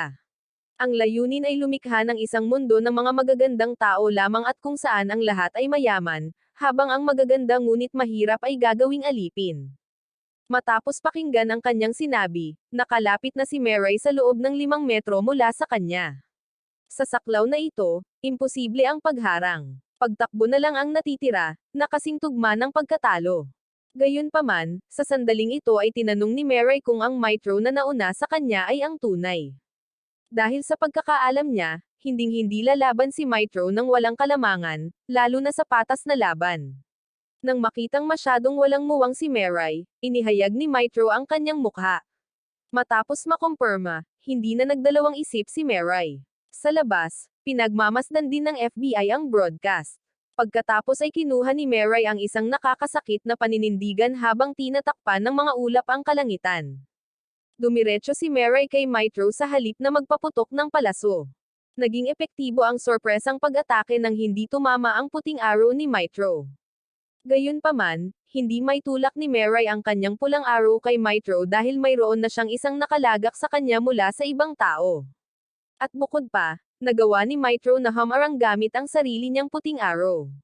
Ngunit ibinuka ni Mary ang kanyang mga pakpak at itinulak si Mitro pabalik. Ikinandado niya ang kanyang mga braso para pigilan siya sa paggamit ng mga arrow, pagkatapos ay ginamit niya ang kanyang mga pakpak upang takpan ang mukha ni Mitro, na nagpapanik sa kanya. Ang pagsisikap na hilahin ito ay imposible dahil, ayon kay Barrett, ang mga pakpak ay hindi nasa salat. Natarante siya dahil kapag natamaan siya ng pulang palaso, tatapusin siya ni Makido. Gustuhin man or hindi ni Mary, dahil kanina pa pinaputok ng kanyang kasamang si Makido ang pulang palaso kay Mary, bumunot ito ng kutsilyo at itinusok ito. Pero pinoprotektahan pa rin siya ng suit na idinisenyo ni Makido, kahit na medyo masakit.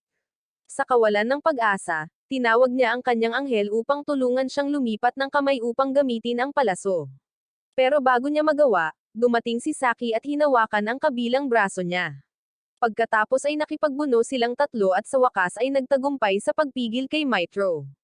Ang iba ay kay Makido at dahan-dahan niyang dinala ang kanyang baril patungo kay Mitro.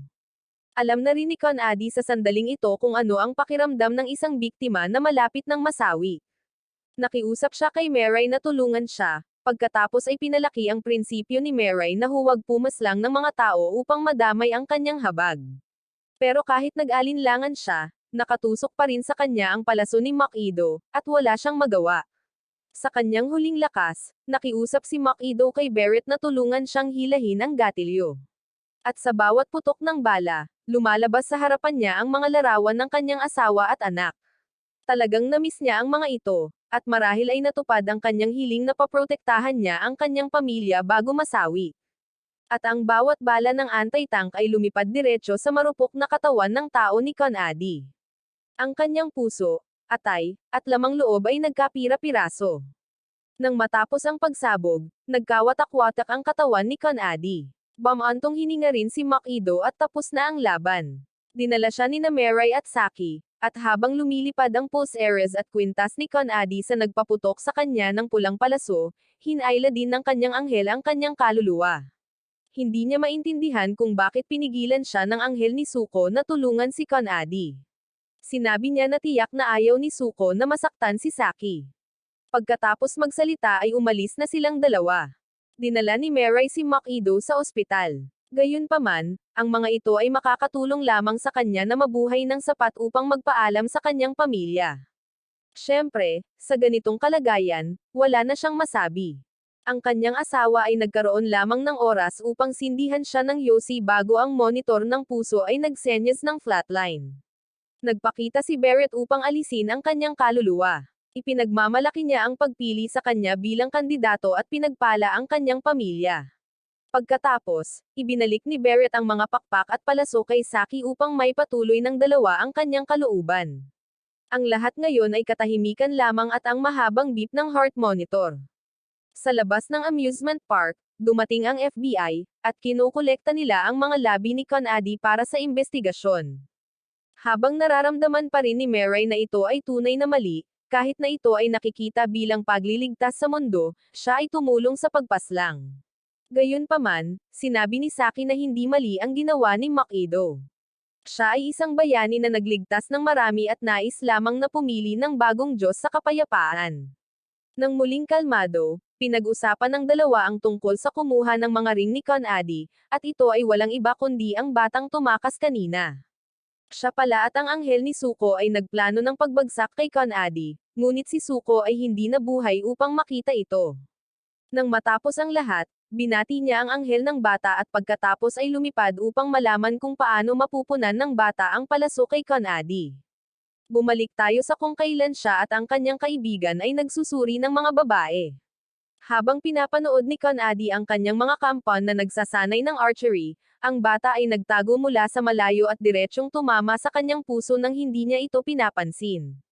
Siya ay minanipula ng batang lalaki upang ibalik sa base, sumasang-ayon na ibigay ang lahat ng mga ari-arian pagkatapos ng kasawian at upang lumaban hanggang sa wakas laban kay Mirai, kahit na siya ay dahado. Bumalik sa kasalukuyan, muling kinakalkula ni Mirai ang bilang ng mga kandidato. Si Saki ay mayroon na ngayong 3 hanay ng mga pakpak at palaso. 4 na grupo pa ang natitira at ang 4 na pares ng mga pakpak at palaso, kabilang ang puti ni Mitro, ay nabibilang na ngayon sa isa sa 4 na iyon. Ngayon, umaasa na lang siya na hindi sila tulad ni Metro na malupit. Nang magdala si Saki ng pagkain, nakita niya si Mirai na natutulog sa tabi ng baluti ni Makido.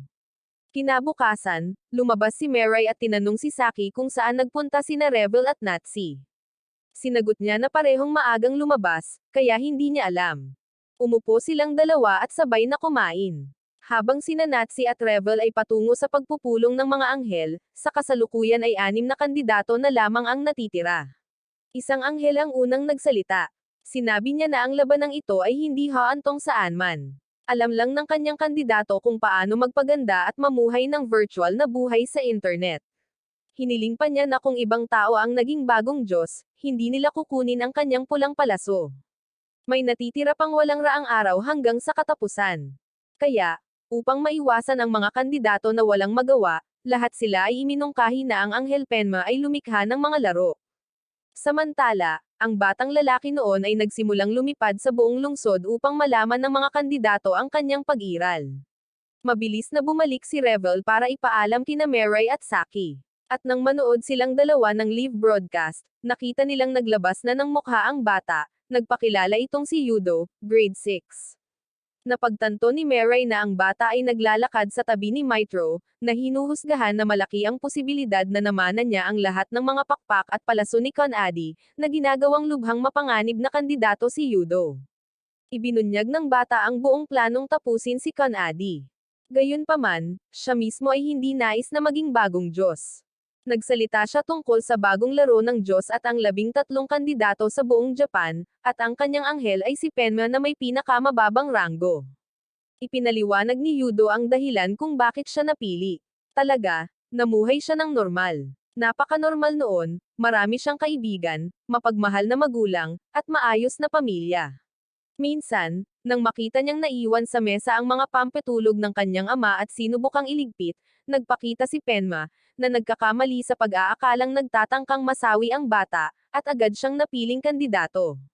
Noong una, ginagamit lamang ni Yudo ang mga pakpak at palaso para sa maliliit na layunin tulad ng pagpapalakas sa soccer, hanggang sa magpakita si Mitro at nagbanta na tatapusin ang mga kandidato. Doon nagsimulang magplano ang bata na tapusin si Mitro. Ipinaliwanag din niya ang mga function ng puti at pulang arrow, at tinulungan siya ng anghel ni Suko na harapin si Conady. Nais magtanong ng mga reporter tungkol sa tunay na pagkakakilanlan ni Mitro, ngunit hindi sumagot ang bata. Ang layunin niya sa pagpapakita ng kanyang mukha ay hilingin sa lahat ng tao sa mundo na tulungan siyang mahanap ang natitirang 5 kandidato. Naging sanhi ito ng lahat sa kanila na maging walang pinagkaiba sa mga wanted na kriminal. Sinabi pa ni Yudo na pagkatapos masaksihan ang labanan ni Mitro, gusto niyang maging bagong Diyos si Meray. Kaya naman, inuna niya ito at hinimok na matuklasan muna ang pagkakakilanlan ni Meray. Kahit na parang baliw na ito, bukod kay Yudo, pinili rin ng kandidatong nahuhumaling sa kagandahan ang pumanig kay Meray basta't hindi niya maalis ang pulang palaso nito.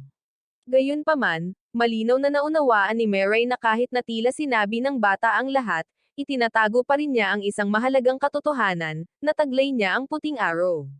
Sa sandaling ito, habang pinupuri pa ni Yudo ang kadakilaan ni Meray sa pakikipaglaban kay Mitro, isang FBI team ang lumapit para arestuhin siya. Gayunpaman, sa kanyang mga pakpak, si Yudo ay kumilos ng napakabilis at nakatakas sa isang iglap.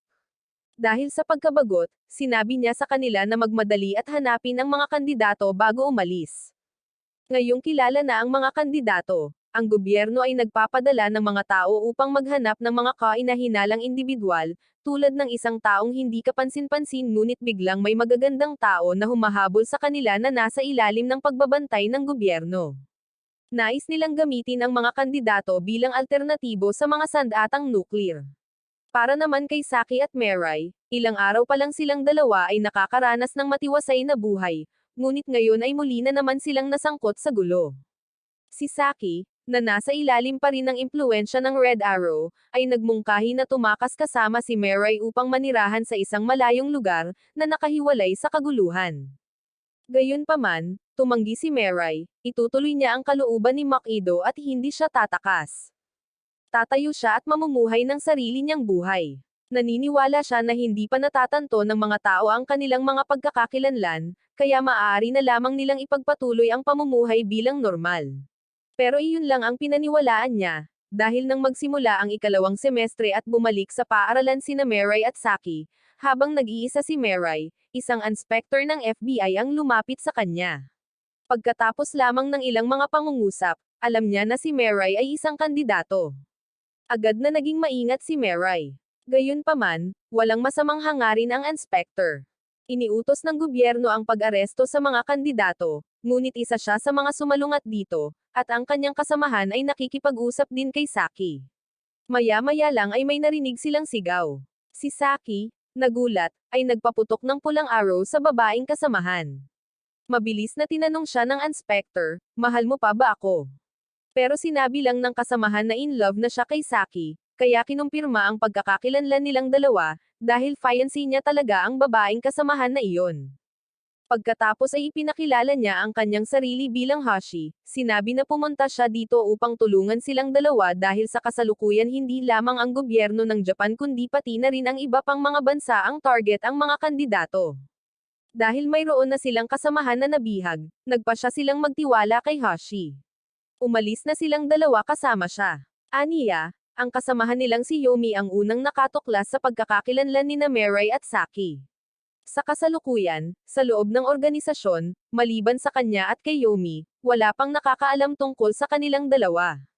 Ang dahilan kung bakit niya hinanap ang mga ito ay dahil kailangan niya sina Mirai at Saki upang mahanap ang iba pang mga kandidato, lalo na si Mirai, dahil naniniwala ang gobyerno na siya ang nagtataglay ng White Arrow. Ngayon siya ay walang pinagkaiba sa isang assassin, isang buhay na sandata. Ang pagpaslang ay magiging napakadali para sa kanya, at siya ang magbabago sa balanse ng kapangyarihang pampulitika sa buong mundo. Upang maiwasang malugmok ang mundo sa kawalan ng timbang, kinailangan ni Hoshi na kontrolin si Mirai. Hindi lang sa ibang bansa, kailangan ding sabihin ni Hoshi ang totoo. Kung si Mirai ay mahulog sa mga kamay ng gobyerno, siya ay i-brainwash at gagawin siyang isang biological na sandata. Nang marinig na mapipilitan siyang pumaslang ng mga tao, labis na nalula si Mirai at nanumpa na hinding-hindi niya gagawin ang ganoong bagay. Pagkatapos, dinala ni Hashi ang dalawa sa isang ligtas na apartment kung saan hindi sila masusubaybayan para makasiguro sila. Pagkatapos ay nakatanggap si Hashi ng tawag mula sa kanyang superior, na nag-uulat na wala pa silang nahahanap na sinuman, at inutusang dumalo sa isang pulong. Bago umalis, binigyan sila ni Hashi ng isang espesyal na telepono na kailangan nilang gamitin sa pakikipag-usap kung kinakailangan. Pagkaalis nila, umupo silang apat para pag-usapan kung mapagkakatiwalaan ba sila. Bagamat may pagdududa pa rin si Mirai, dahil pinili ni Saki at ng dalawang anghel na magtiwala, pumayag din siya. Noong gabing iyon, nang bumalik sina Hashi at Yomi mula sa pulong, sinabi sa kanila ni Mirai at Saki ang lahat tungkol sa laro ng kandidato ng Diyos. Matapos marinig ang lahat, natuwa si Hashi na hindi kailanman ginamit ni Mirai ang White Arrow dahil ayaw niyang gawing sandata ito. Ipinaalam din niya sa kanila na may isang kandidato na ang nakuha ng gobyerno. Pagkatapos ay iminungkahi ni Yomi na ibahagi ni Saki ang isang pares ng mga pakpak sa kanya. Makakatulong ito sa kanila na makahanap ng iba pang mga kandidato at hahayaan din siyang makakita ng mga anghel. Dahil ang mga pakpak ay mawawala pagkatapos ng 33 araw, wala itong problema. Kaya, ibinahagi sila ni Saki kay Yomi. Sa pagtanggap ng mga pakpak, nagawa niyang lumipad at makita sina Natsu at Revel. Pagkatapos ay sinuri nila ang impormasyon sa 12 tao na nakalap ng FBI. Ang assassin ay binilang din, dahil si Mitro ay nagbahagi ng mga pakpak at palaso sa kanya. Ang nahuli ay ang babaeng nahuhumaling sa kagandahan, si Yori. 2 tao ay hindi pa rin nabubunyag. Sinabi ni Hashi na bukas ay iimbestigahan nila ang isa sa kanila, isang mangangaral. Gayunpaman, nang harapin siya ni Mirai at harangan ang kanyang sasakyan, ang lalaki ay walang reaksyon, at walang anghel na nakikita, kaya siya ay hindi kasama. Ang pangalawang sospek ay si Ms. Oki, isang ganap na ordinaryong tao. Ngunit isang araw, bigla siyang nagkaroon ng napakagandang kasintahan. Walang sinasabi, nang si Ms. Oki ay nakikipag-usap sa kanyang kasintahan, nagpakita si Mirai, na mukhang hindi naiiba sa isang kontrabida. Nang makita ni Ms. Oki na iniabot ni Mirai ang kanyang kamay patungo sa kanya, desperado siyang nakiusap sa kanya na huwag siyang tapusin tulad ni Kanadi. Nang makita siyang nagsasalita ng sobra, pinaputukan siya ni Mirai ng pulang arrow. Tinanong siya ni Saki kung may pakpak ba siya, at sinabing wala. Ipinagpalagay nilang dalawa na si Ms. Oki ay isang pangalawang ranggo lamang na kandidato, kaya ang huling kandidato ay dapat na isang espesyal na ranggo. Gamit ang impormasyong ibinigay ni Hashi, natukoy nila ang huling kandidato, isang batang lalaki. Gayunpaman, siya rin pala ay pangalawang ranggo lamang. Sa puntong iyon, sa wakas ay inamin ni Ms. Oki na hindi talaga siya kandidato.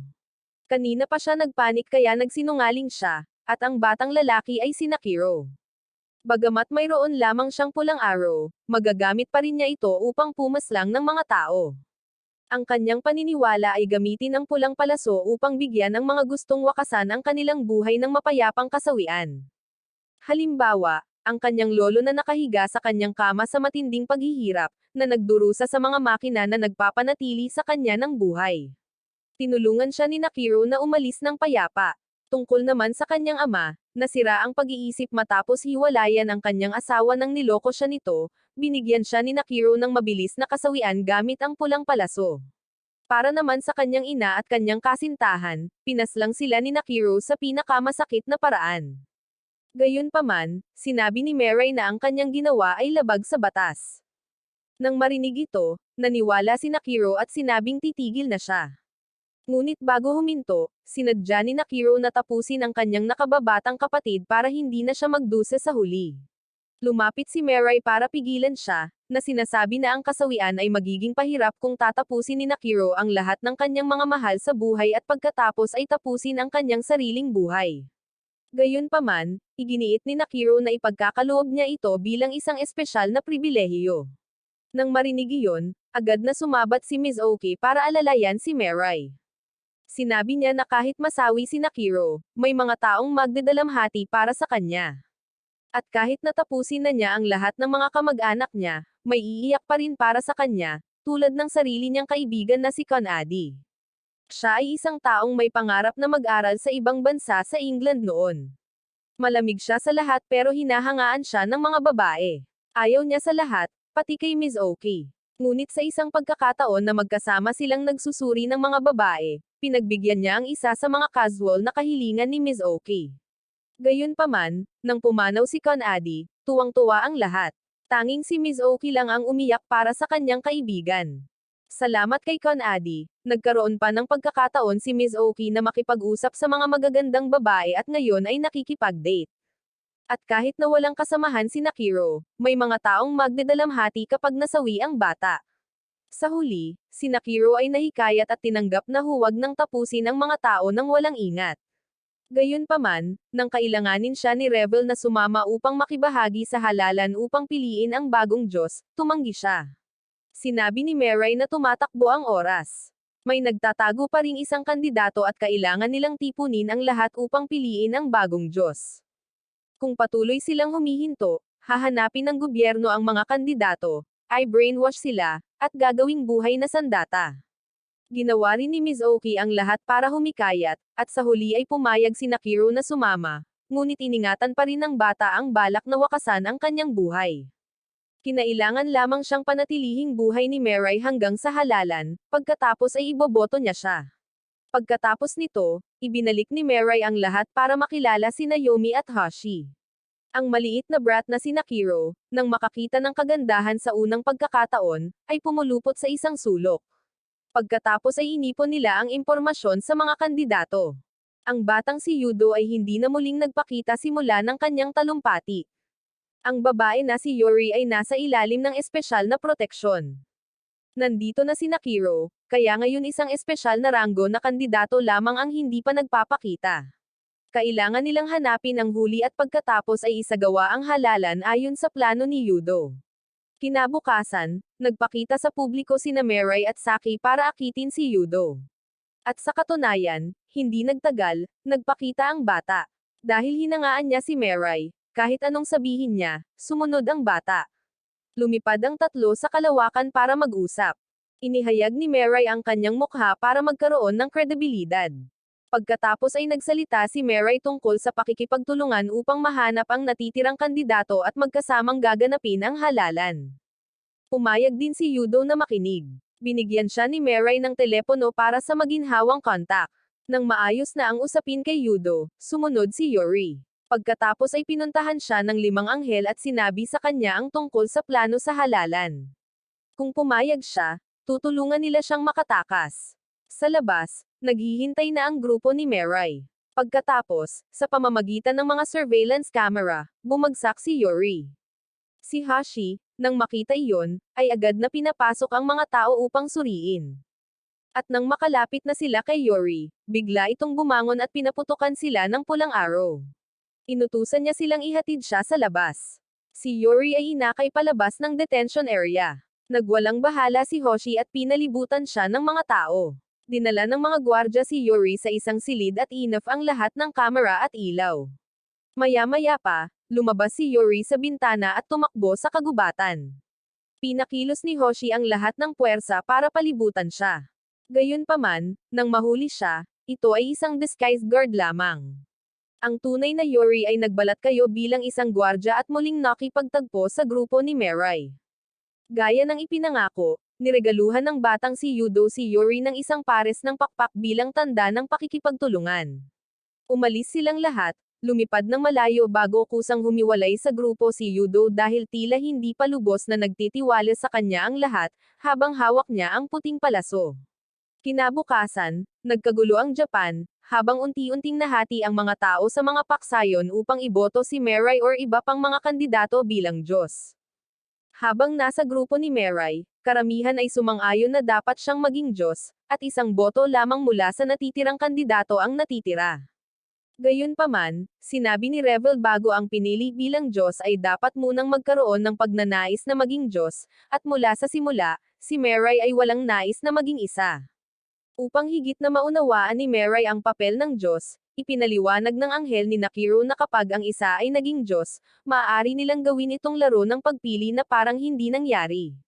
Maaaring payagan ng Diyos ang mga kandidato na panatilihin ang kanilang mga palaso at pakpak, at maaaring manipulahin ng Diyos ang lahat ng sangkatauhan kung gugustuhin nila. Iyon ang dahilan kung bakit nilikha ng anghel ang larong ito upang piliin ang isa na maaaring humantong sa sangkatauhan sa tamang direksyon. Kapag ang Diyos ay pinili, ang taong iyon ay aalis kasama ng anghel upang manirahan sa langit. Sa sandaling iyon, wala na sa mga kandidato ang gustong maging Diyos. Ayaw nilang lisanin ang mundong ito, at iminungkahi ni Nakiro ang kanyang sarili. Tila ito ay tumugma sa kalooban ng kanyang anghel. Inakala ng bata na babaguhin niya ang mundong ito para mas maging masaya ang kanyang nakababatang kapatid. Nagsimulang magpakita ang mga magkasalungat na ideolohiya. Sumang-ayon sina Yuri at Nakiro na ibigay ang pulang araw sa mga itinuturing na karapat-dapat para magkaroon sila ng mas magandang buhay. Gayunpaman, tumutol si Mirai dahil ito ay masyadong hindi balanse. Kailangan ng mga tao na humanap ng sarili nilang kaligayahan sa halip na umasa sa palaso. Nang makitang walang haantong ang argumentong ito, iminungkahi ni Yudo na magsagawa sila ng boto. Makikinig sila sa isa na nakakuha ng pinakamaraming boto. Pagkatapos nun, nagsimula na sila. Pinili ni na Yuri at Saki si Nakiro bilang Diyos. Kaya, kahit si Mirai ang pinili ni Yudo, si Nakiro pa rin ang magiging Diyos. Gayunpaman, nagbigay ng babala ang anghel ni Nakiro. Ang anghel na tagapag-alaga ng ibang kandidato ay ang anghel ng pagkawasak. Kaya, ang taong iyon ay pipili ng isang hindi mahuhulaan na kandidato. At dahil ito ay pagkawasak, ang kaguluhan ay hindi maiiwasan at nagpakita ang taong iyon. Siya ay isang propesor sa isang unibersidad, isa na hinabol ang pagkakaroon ng Diyos. Para naman sa grupo ni Mirai, matapos ang kanilang talakayan kung paano ilalabas ang huling kandidato, siya at ang iba pang mga kandidato ay nagpaalam kay Hoshi. Pagkatapos lahat ng lima ay nagsiwalat ng kanilang sarili sa harap ng publiko. Nakatagpo nila si Minyo, ang anghel ng pagkawasak. Gayunpaman, hindi inihayag ng kanyang kandidato ang kanyang mukha. Ang propesor ay nasa kanyang laboratorio na nanunood sa pamamagitan ng mga kamera. Samantala, binalak din ng gobyerno na palibutan ang grupo ni Mirai. Kung hindi nila mahuli, tatapusin silang lahat para walang bansang magkaroon ng kandidato. Pagkatapos ng ilang sandali ng katahimikan, nagsalita si Minyo. Magpapakita ang kanyang kandidato kapag nakatanggap siya ng makatwirang sagot. Iyon ang gagawin nila kung sila ay magiging Diyos. Ngunit bago pa sila makasagot, nagpakalat ang gobyerno ng mga combat helicopter. Gayunpaman, ang mga sundalo ay nakatanggap ng mga utos na huminto sa putok mula sa punong ministro. Si Profesor Gecko pala ang tumawag sa punong ministro at hiniling niya na walang gawin para saktan ang grupo ni Mirai. Ang katotohanang sila ay nagsiwalat ng kanilang mga sarili ay nangangahulugan na hindi nila nais na makapinsala sa sinuman. Kung pinaslang sila ng punong ministro bago natanggap ni Gecko ang kanyang sagot, gagawin niyang pagsisihan ito ng punong ministro. Tulad ng para sa grupo ni Meray, gaya ng naplano noon pa man, ang lahat ay naghiwa-hiwalay, ang bawat isa ay nananatili sa iba't ibang lugar. Pagkatapos ay nagpakita ang mga drone para makapagsalita sila. Una ay si Nakiro. Kung siya ay maging Diyos, lilikha siya ng isang mundo kung saan maaaring wakasan ng lahat ang kanilang buhay ayon sa gusto nila sa pinakamasakit na paraan. Ang mga sasang-ayon sa kanya ay ang mga naliligaw at matatanda. Sunod ay si Yuri. Gagawa siya ng isang lugar kung saan hindi na kailangang magtrabaho ang mga tao at masaya silang lahat. Ang mga makina at artificial intelligence ay gagana para sa kanila, ngunit halos walang sumunod sa kanya. Sumunod ay si Yudo. Gagawa siya ng isang lugar kung saan maaaring magsaya ang mga tao kasama ang kanilang mga kaibigan. Lahat ng tatlong sagot ay hindi nasiyahan sa propesor dahil ang mga ito ay tumugon lamang sa mga kasalukuyang isyong panlipunan. Gusto niya ng mas groundbreaking na sagot at wala pa ring sagot si Saki.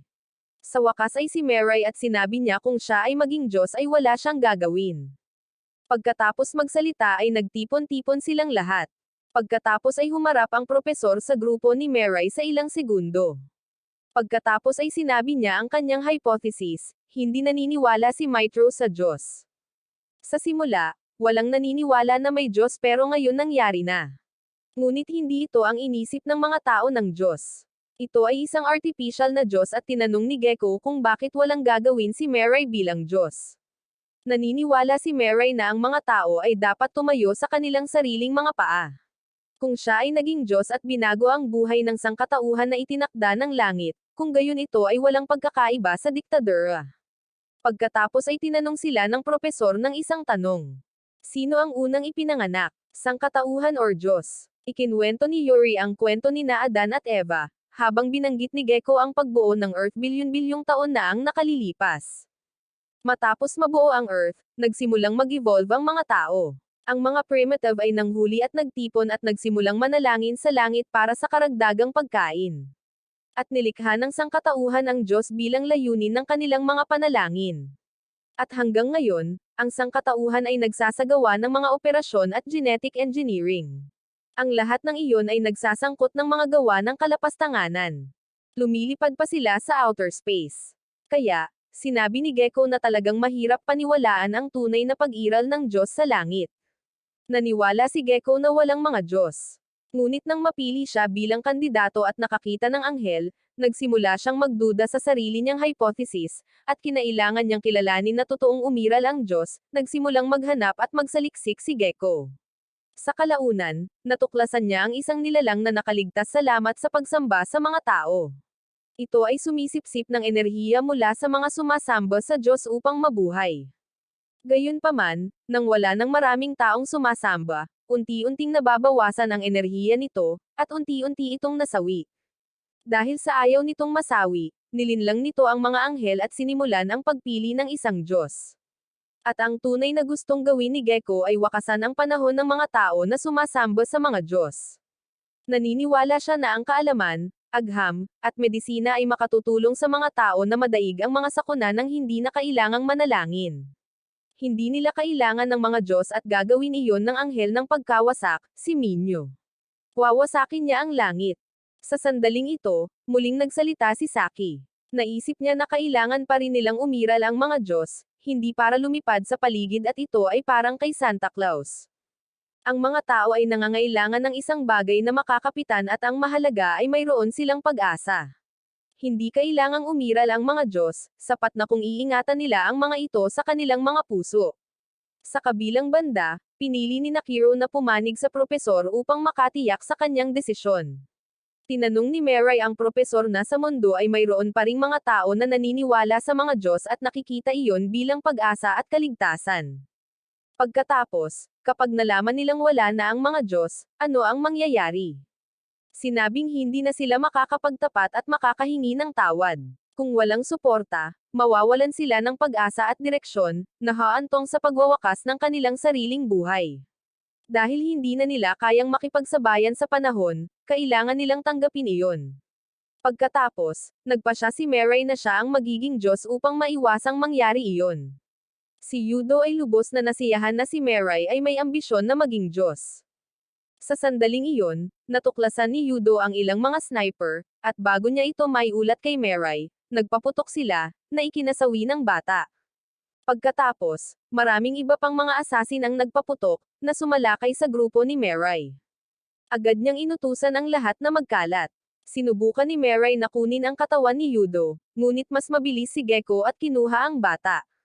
Habang gumagalaw, gumamit siya ng puting arrow upang tapusin si Yudo upang kunin ang kanyang mga pakpak at palaso. Pag-uwi, nang hindi alam ng lahat kung ano ang gagawin, tinawagan ni Gekko si Mirai at ipinaalam sa kanya na nasawi na si Yudo, sinabing ititigil nila ang mga negosasyon hanggang sasagutin siya ng mundo tungkol dito, pagkatapos ay ibinaba ang tawag. Pagkatapos, sinabi ng propesor kay Nakiro, darating ang panahon na kailangan niya itong tapusin gamit ang puting palaso, at vice versa, ibibigay niya sa kanya ang puting palaso at tatapusin siya ni Nakiro. Matapos sabihin iyon, pinaputukan niya ng pulang palaso ang bata, habang tinatalakay ng grupo ni Mirai kung dapat bang maging Diyos si Mirai. Pumayag pa rin si Yuri kung hahayaan niyang panatilihin niya ang pulang palaso. Si Saki lang ang hindi pa rin sigurado dahil ayaw niyang umalis siya. Isinasantabi ito sa ngayon, kailangan din nilang kumpirmahin kung sino ang nagpadala ng mga asasin para tapusin sila. Hinala nila si Hoshi or si Yomi. Gayunpaman, si Yomi ay nasa ilalim pa rin ng impluwensya ng pulang arrow. So, si Hoshi lang ang pwedeng gawin ito. Pagkatapos, tumawag si Saki at hiniling kay Yomi na imbestigahan siya. At kaagad pagkatapos, nagpaputok si Yomi ng pulang arrow kay Hoshi. Sa mga sumunod na araw, nagsimulang magkagulo ang mga tao. Habang ang grupo ni Mirai ay dinala ni Hoshi sa isang kanlungan upang sumilong, dahil pagkatapos ng lahat ng kanilang mga pagkakakilanlan ay nalantad at nais pa rin ng gobyerno na hulihin sila. Ngayon, alam na rin ng mundo na maaari ring tapusin ang mga kandidato. Sinabi ni Mirai na kukumbinsihin niyang muli si Gekko kapag nakipag-ugnayan sa kanila ang propesor. Minsan niyang sinabi na ang mga Diyos ay hindi umiiral at ang mga naghahanap ng kaligtasan mula sa mga Diyos ay mamamatay din, pero tutol si Yuri. Akala niya siya ay isang siyentipiko, at ang kanyang trabaho ay patunayan lamang ang kanyang hypothesis na tama. Hindi mababago ng mga ordinaryong tao ang kanyang paraan ng pag-iisip. Pero nagsalita si Hoshi na tutulungan niya si Mirai na makausap si Gekko, dahil magkaklase sila noon ng propesor. Sa oras na iyon, ang propesor ay isang medyo tahimik na tao. Ang unang beses niyang nakilala si Gekko ay sa isang convenience store. Siya ay napakabilis at tumpak sa bawat detalye. Bukod dito, napakabait din ng propesor nang tulungan niya si Hoshi nang muntik na itong mahulog sa hagdan. At sa tagal niyang nakikipagkarera kay Gekko sa gym class, nakita niya itong parehong tumatakbo at nagbabasa ng kung ano-ano at sadyang natalo pa siya. Nang tanungin ni Hoshi, sumagot si Gekko, ito ay isang hindi makatwirang numero at nakaka-stress kung gagawin niya ang ginagawa ng iba. Kaya, pinunan ni Gekko ang kanyang isip ng mga numero upang maiwasan ang stress. Dahil sa kawili-wili, iminungkahi ni Hoshi na makipagkaibigan kay Gekko, ngunit tumanggi siya dahil sa isang linggo ay holiday na. Akala niya ay ayos pa ang pag-aaral sa sarili, at ayaw niyang makipagkaibigan. Ang tanging pagkakataon na nakapagpasaya kay Gekko ay ang makapagsaliksik at lumikha ng mag-isa. Ngunit dahil ipinanganak siyang tao, gagawin niya ang kanyang makakaya upang matulungan ang mundong ito. Nang maglaon, ang propesor ay naging pinakabatang tao na nanalo ng 2 premyong Nobel, isa sa panitikan at isa sa pisika, at siya ay itinuturing ng mga tao bilang isang pambansang kayamanan. Gayunpaman, ayaw ni Gekko na mag-stand out, dahil natatakot siyang masaktan ang iba, at maaari nilang samantalahin iyon bilang dahilan para kausapin siya. Mula sa panig ni Gekko, ipinaliwanag niya ang dahilan kung bakit siya naging kandidato ng Diyos. Noong panahong iyon, kusa niyang piniling masawi dahil gusto niyang makita kung saan pupunta ang mga tao pagkatapos ng kasawian. Ngunit mas malakas ang kanyang pagnanais na mabuhay, kaya hindi niya ito magawa. Kaya nga siya naging kandidato para sa bagong Diyos, dahil sa ganoong paraan malalaman niya kung ano ang mangyayari sa mga tao pagkatapos nilang masawi at kung saan sila pupunta. Sinabi niya na kasalukuyang may 2 paraan upang pigilan ang mga kandidato na maging bagong Diyos at ang una ay gumamit ng puting arrow. Pagkatapos ay itinutok niya ang puting palaso kay Nakiro, ngunit ginawa lamang niya ito upang pilitin ang anghel ni Nakiro, si Agaro, na ibunyag ang impormasyon tungkol sa kung sino ang espesyal na anghel. Sa huli, Pumayag si Agaru na magsalita sa kondisyon na bigyan ni Gecko si Nakiro ng isang puting palaso. Matapos sumang-ayon, ibinunyag ni Agaru na ito ay si Mirai. Nahawakan ni Angel Natsi ang kanyang kapareha, katulad ng kung paano hindi mahawakan ng mga tao ang mga anghel, ngunit hindi rin mahawakan ng mga anghel ang anumang pag-aari ng mga tao. Gayunpaman, minsan nang hindi sinasadyang inamin ito ni Natsi nang mahawakan niya ng kamay si Mirai nang mahulog ito mula sa isang gusali. Nahahawakan ni Natsi ang mga tao at bagay. Hindi gaano, ngunit siya lamang ang makakagawa nito. Si Natsi mismo ay tila hindi napagtanto na ito ang kanyang espesyal na kakayahan, ni hindi niya talaga naiintindihan kung ano ang dapat gawin ng isang anghel. Ngayon naiintindihan na ni Gecko ang problema. Ang susunod na hakbang ay ang pagpili ng lugar at oras. Pagkatapos ay tinawag ng propesor ang punong ministro at pinatipon sa kanya ang grupo ni Mirai sa pambansang stadium, isang lokasyon na kukuha ng atensyon at magsisilbing perpektong lugar para masaksihan ng lahat ang isang makasaysayang kaganapan. Lumipas ang 33 araw, at nawala ang mga epekto ng pulang araw ni Naomi at Hashi. Gayunpaman, tatamaan pa rin ni Mirai si Hashi, at pagkatapos ay gagamitin niya ang araw kay Yomi. Sa ganitong paraan, mananatili silang ligtas, at si Hashi ay gaganap bilang kinatawan ng panig ng pulisya upang makipag-usap kay Gecko. Tungkol naman sa propesor, pagkatapos ng isang buwan na walang salita mula sa punong ministro, dumiretso siya sa White House, pinaputukan siya ng arrow, at inutusan siyang gamitin ang pulang arrow sa matataas na ranggo ng mga opisyal upang gawing mas maginhawa ang mga utos. Pagkatapos, lumabas ang punong ministro sa telebisyon at inihayag sa grupo ni Mirai na ang lokasyon ng talakayan ay ang pambansang stadium, na naka-schedule sa 10 PM sa ika-10 ng Oktubre. Pagkatapos ay dumating ang talumpati ni Gecko. Matapos marinig ang mga opinyon mula sa mga tao sa buong mundo, ang karamihan ay sumang-ayon sa kanya na hindi nila kailangan ng Diyos. Binalaan pa niya ang ibang mga bansa na itigil ang kanilang pagpaslang, dahil kung patuloy nilang gagawin iyon, ang huling nabubuhay na tao ay magiging Diyos. Nais lamang niyang malutas ang lahat sa pamamagitan ng pag-uusap na ito. Pagkasabi nito ay tinapos na niya ang broadcast. Kinumpirma ni Natsi na totoo ang sinabi ng propesor. Gayunpaman, tumayo si Yuri para tumanggi na makipagkita kay Gecko. Hindi niya nais na ang isang tao ay maging Diyos para lamang mapanatili niya ang pulang palaso, ngunit kung walang sino man ang maging Diyos, hindi nila maaaring ituring ang pagpili na ito na parang hindi ito nangyari. Kung ganoon nga ang kaso, bukod kay Gecko, wala sa ibang mga kandidato ang makakatagpo ng kaligayahan. Naniniwala si Yuri na ang pinakamahusay na paraan ay ang tapusin si Gecko. Nagsalita si Saki, sinabi na kung gagawin nila ito, hindi sila naiiba kay Kanadi. Ngunit kinabukasan, habang naghihintay ng kaganapan, nagsagawa sina Gecko at Nakiro ng ilang eksperimento na nauwi sa pagpaslang ng maraming tao. Sa kasalukuyan, ang bilang ng mga taong naniniwala sa Diyos ay bumababa. Anuman, sa paparating na debate, malamang na si Mirai ay maaaring maging Diyos, at wala siyang balak na sumuko.